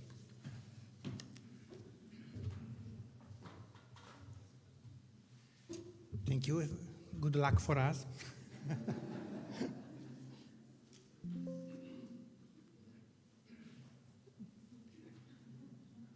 Okay. Tiziana, are you ready?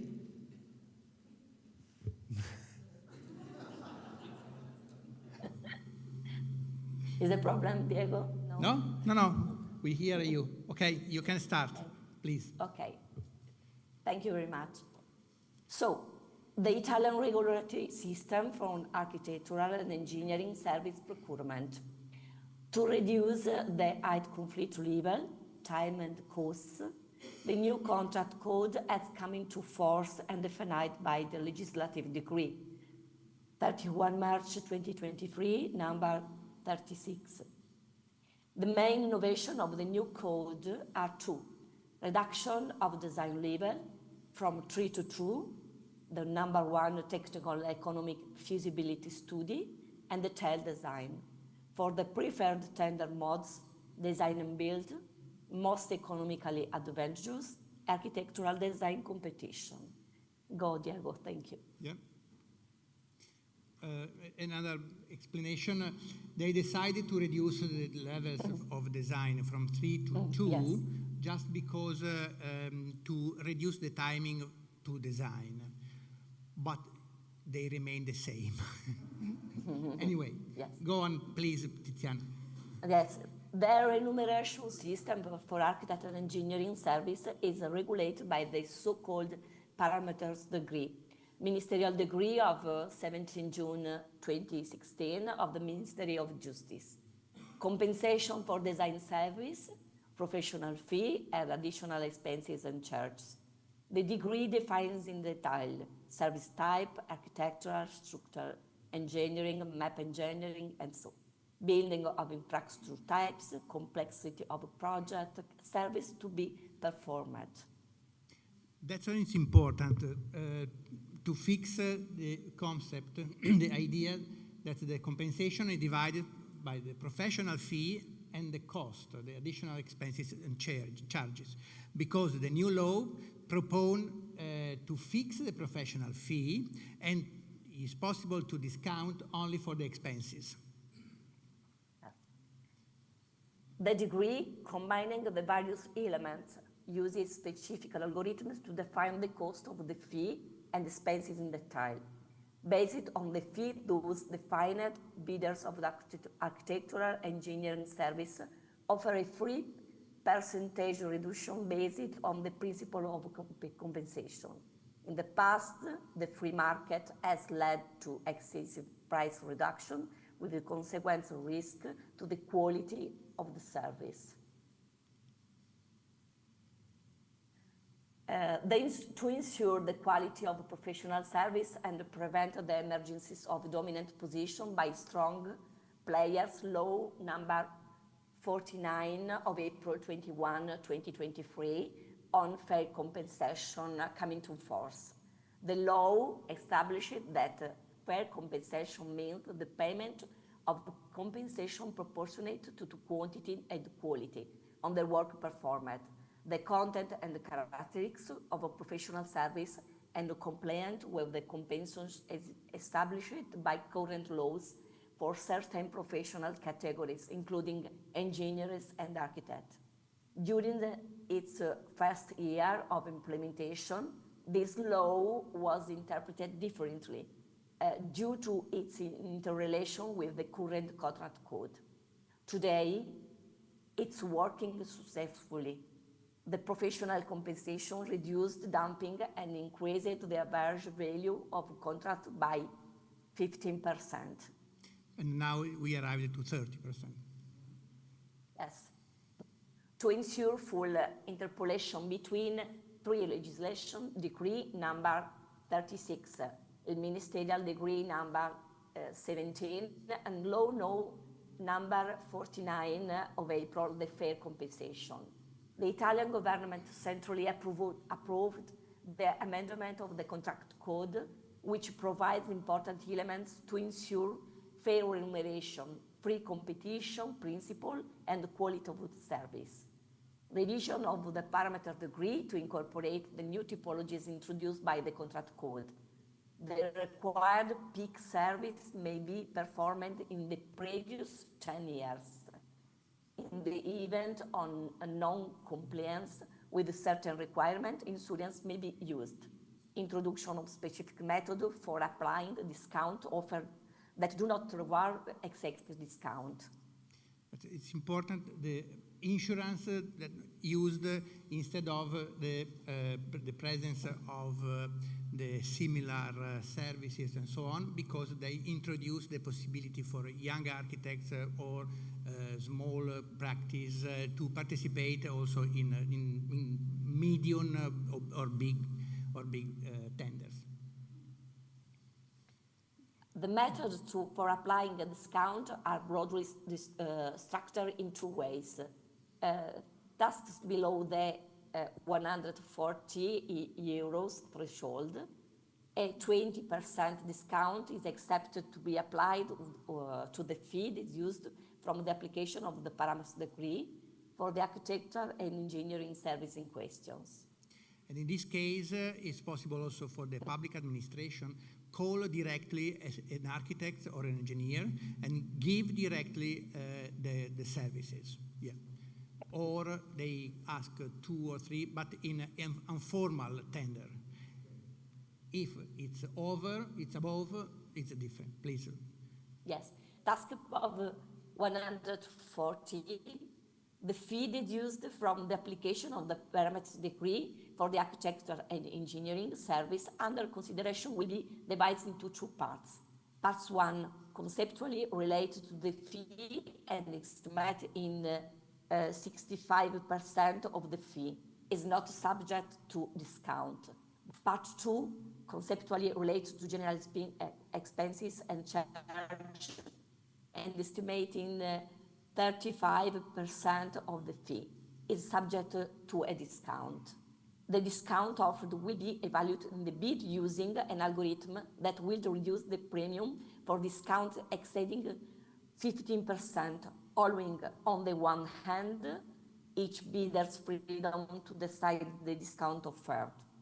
On the other, discounting the excessive discounts because they are ineffective in determining the tender score. That's the mechanism that achieve the fair compensation and skip the problem of the dumping. The issue of quality of the design remains to be refined. In the absence of a competition, this is introduced to the documents required of each participant regarding sensitivity, technical knowledge, efficiency, and the ability to combine environmental, economic, and architectural sustainability aspects. The documents where these issues are explicitly addressed are typically methodological report, key service similar to those requires already completed, a professional curriculum. It's believed that in this regard, much remains to be done to achieve real and widespread innovation in the public process system. Yes, we are discussing because we think that we need to improve the quality system applying just to reduce the weight of the discount, the economic discount. Now, our council, CNAPPC, has always supported by centrally of the high quality design. The CNAPPC believe that design competition guarantees such high quality through the competition of multiple entities. Specifically, the CNAPPC support competition with the following requirements. 2 stages, the first of which is open, and second with 5 admitted competitors. Expense reimbursement for all competition who submit second stage project, mandatory assignment to the winner of the second stage, open jury before submission of documentation, possibility of including the qualified members in the winner does not meet the requirement. To encourage the use of design competition, the CNAPPC has equipped itself with a specific center digital platform to complete all organizational and management phases on the competition producers. See. Thank you very much.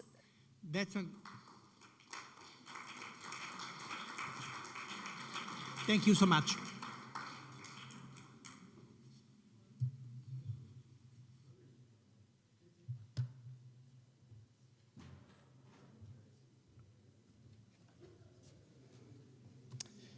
Thank you very much to the speakers for their insightful contributions. This concludes the third panel.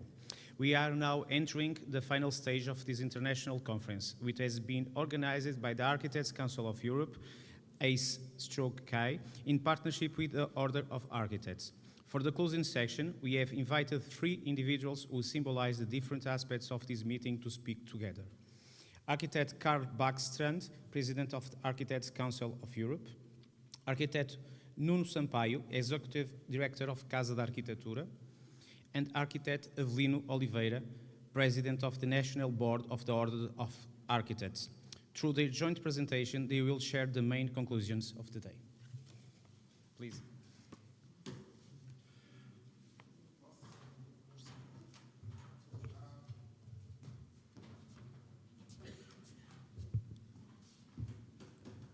I will be very quick. Vou ser muito rápido. Will be very quick. And if, well, our 4 partners allow me, I'll just need 1.5 minutes or 2 minutes in Portuguese, okay? Just to have a straight conversation without. Do you need to have the translation? I don't know. Yeah? Just 2 minutes to finish this. Vou-vos dizer uma coisa, acho que, assim, de coração, primeiro estou muito satisfeito. Acho que, como perceberam, acho que nós percebemos em Portugal, o assunto da remuneração é muito difícil de resolver. Muito difícil de resolver. Cada país tem modelos diferentes, certo? E, portanto, aquilo que nós percebemos e aquilo que nós temos vindo a trabalhar, e a Ordem dos Arquitetos tem vindo a trabalhar com afinco, é, essencialmente, no último ano e meio, tentar perceber onde é que nós conseguimos ir replicar os modelos da Europa que possam resolver. E não há uma solução direta. Como vocês viram hoje, a Europa está também fragmentada a esse nível, não é? E portanto, cada um de nós não consegue replicar. Haveria ainda mais exemplos, poderíamos ter a Finlândia e poderíamos ter ainda outros exemplos europeus, a Bélgica, etc., que replicam. Obviamente, nós temos uma referência no modelo alemão, que é mais próximo da tabela que nós tínhamos aqui até 2008. Mas todas as autoridades nos dizem que é quase impossível ter um passo atrás. Mas a política muda muito. Aquilo que nós vemos é que, no caso alemão, ele está mais estruturado. Toda a gente põe muitas fichas e põe muita questão na encomenda pública, public procurement, na mudança da diretiva. Outro que alguns dos que estão aqui estão muito empenhados. Significa que lá para a primavera haverá a mudança da diretiva, com um grande trabalho feito aqui pela direção do CAI, e que depois terão 2 anos para passar para a legislação nacional. E eu pessoalmente acho que isso, no nosso caso, Portugal, não vai resolver tudo. Não é?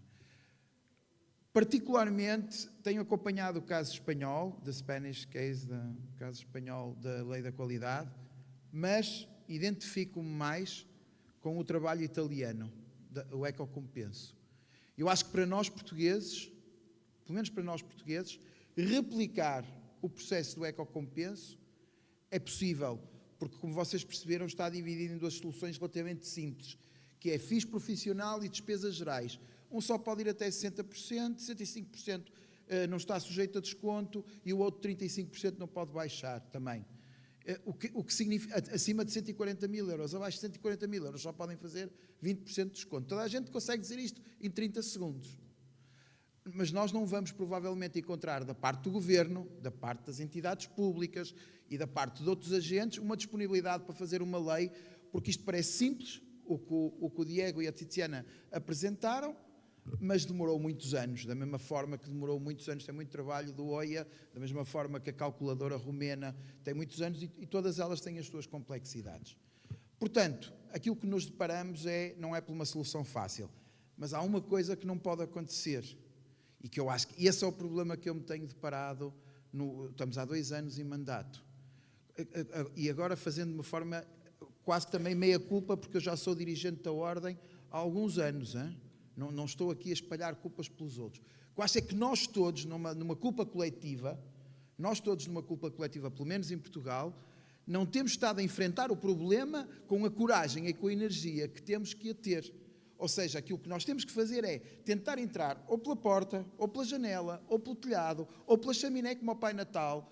Ou seja, nesta questão, porque o que está em causa aqui é a qualidade do trabalho, nós temos que forçar, e estas experiências, esta partilha de experiências que nós estamos aqui a ter hoje é-nos muito útil para que, num espaço mais alargado de todos os dirigentes, de todos os membros, nós possamos ter um discurso que é combater aquele discurso que os agentes decisores nos dizem. É que eles dizem-nos assim, não é possível tabela, não é possível calculadora, isso é mentira. Apesar de ser muito complicado, todos os processos que vimos aqui serem difíceis, de todos os trabalhos serem difíceis, o que a gente consegue perceber é que alguns conseguiram queimar etapas e fazer qualquer coisa. O problema está no setor da construção. O que alguns deles não disseram, e que com isto termino, é que a maior parte dos países europeus têm os estándares de construção determinados. E eles têm a definição dos materiais, eles têm a definição da construção e têm uma plataforma de preço oficial que são obrigados a usar nos cadernos de encargos e que nós não temos, que alguns países não têm. Isso dificulta-nos imenso que toda a fileira da construção esteja pouco preocupada com esta matéria. É mais um trabalho que temos que fazer, ainda que temos aí menos força, porque temos que envolver engenheiros e temos que envolver os construtores e outros agentes. E, portanto, este é o desafio. O que é que eu vos peço? É assim, não é possível olharem para a Ordem e nós fazermos este combate sozinho. Só se vocês conseguirem fazer o combate connosco, e este movimento tem que vir de baixo para cima. Tem que haver um movimento de insatisfação, de baixo para cima, relativamente a isto, continuando a valorizar a arquitetura. E eu hoje disse nos jornais, pessoalmente como representante da Ordem, mas levei à Assembleia Geral, falei nisso na Assembleia de Delegados, em todos os órgãos, primeiro, e eu hoje disse nos jornais que Portugal A ordem portuguesa punha a hipótese de pôr uma ação contra o Estado relativamente à situação de dumping e de tratamento desigual da situação profissional. Eu acho que estas pequenas ações, e nós estamos a estudar fazer o mesmo, estas pequenas ações também dão um contributo para a Europa. A Europa é construída de cada parte dos pedaços do que cada país consegue construir. E esse é que é o nosso modelo europeu. É termos uma união de um single market, mas a partir das diferentes estratégias que fazemos em conjunto. Mas eu preciso muito da vossa ajuda, do passo-a-palavra e do envolvimento de todos os membros, porque vai demorar tempo, vai demorar mais do que meses, vamos ter que recuperar, temos um atraso de 15 anos sobre esta matéria, mas temos que ter a convicção que um dia destes conseguimos e que as coisas melhoram. E era esta a mensagem final que vos queria dar. Muito obrigado.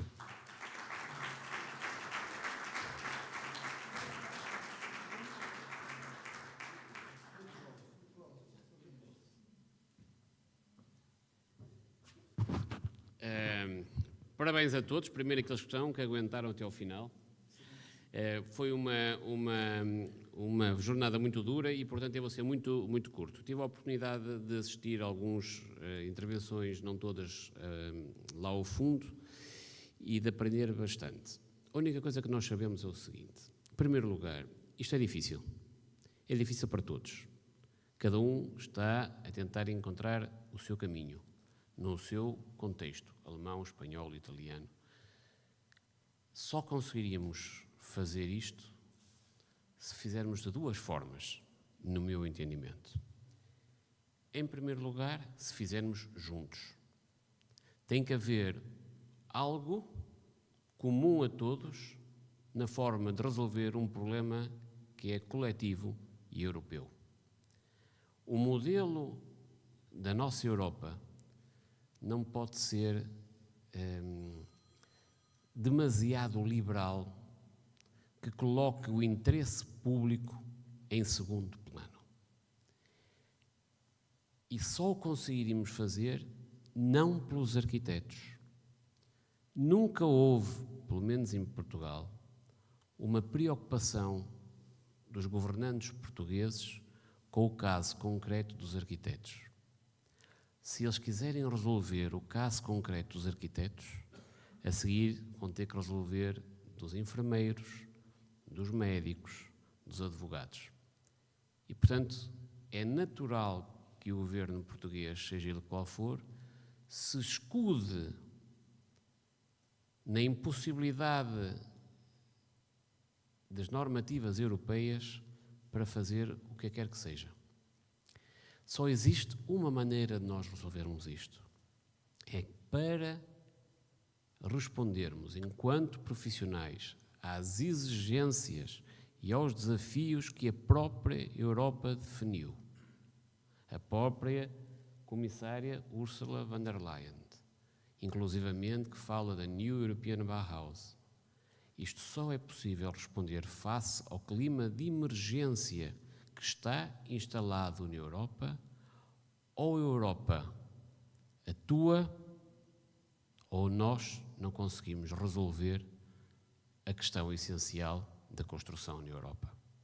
Isto só é possível, em primeiro lugar, fazendo com os arquitetos.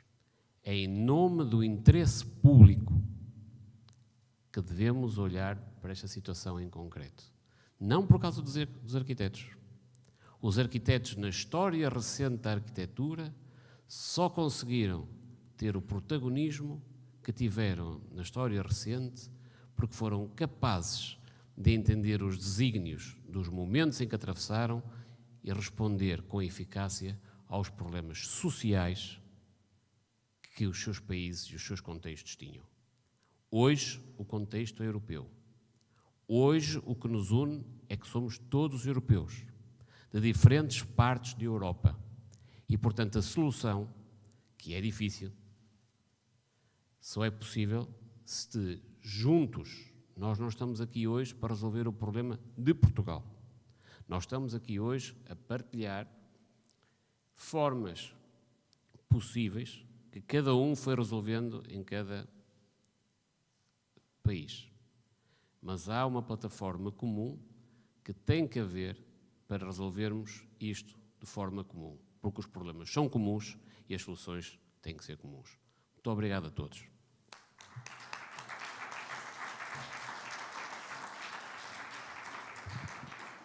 Before I pass the floor to Carl, I just want to ask you for a round of applause to the people that provide all the work for us to be here, to Sofia Vecchina, to Clélia Fernandes, to Joana Graça, Sara, also the participants, Alexandra, Sara Azevedo, Helena, and of course all the team that worked very hard in these few days to provide us this event. Carl, the floor is yours.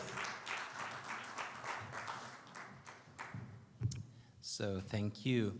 So I guess we started 5 years, 5 years ago, 5 hours ago. Then I said I was looking forward to an afternoon where we would share a lot of lessons learned, success stories, new ideas.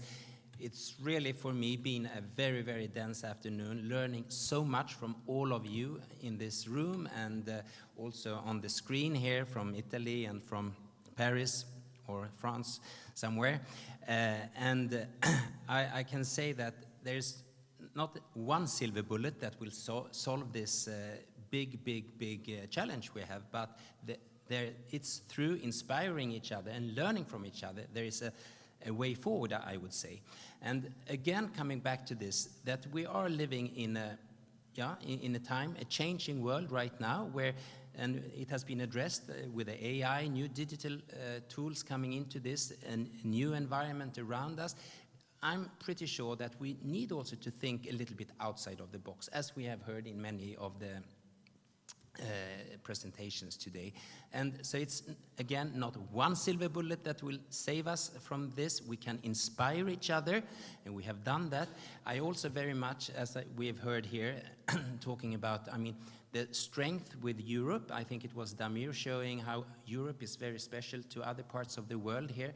I mean, we are very diverse in Europe, and that's a very good thing, being diverse, but we must not be divided. I mean, that's the important thing. We stay unified, but we stay also diverse. That's a strength, and I think that's what will make our success. And I also want to refer, you mentioned on the New European Bauhaus, I also believe that's part of the New European Bauhaus. It's the the diversity in architecture, in the design, the way we look on architecture, because we are a big continent. We are east, west, north, south, and of course different climates, but we all believe in high quality. And again, coming to where I started, and thank you now for giving me the opportunity to close this. But I mean, being in this space, I mean, it really, to me, shows it's about beauty, but it's also about being in a building where we feel comfortable, where it's a good climate, where we really feel strong. So again, thank you for inviting us all to this and giving us an opportunity to share all those good ideas. And now I think we all deserve a very nice toast with something. We'll find that somewhere in this beautiful city. And once again, thank you to all, and thanks.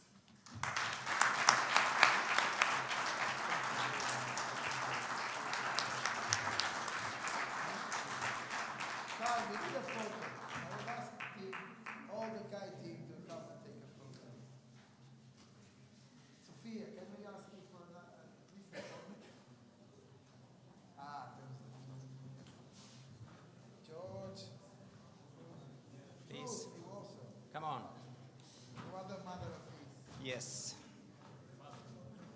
Ruth is the mother, Carl is the father. Where is Boris? You're matching very well. You're matching the red.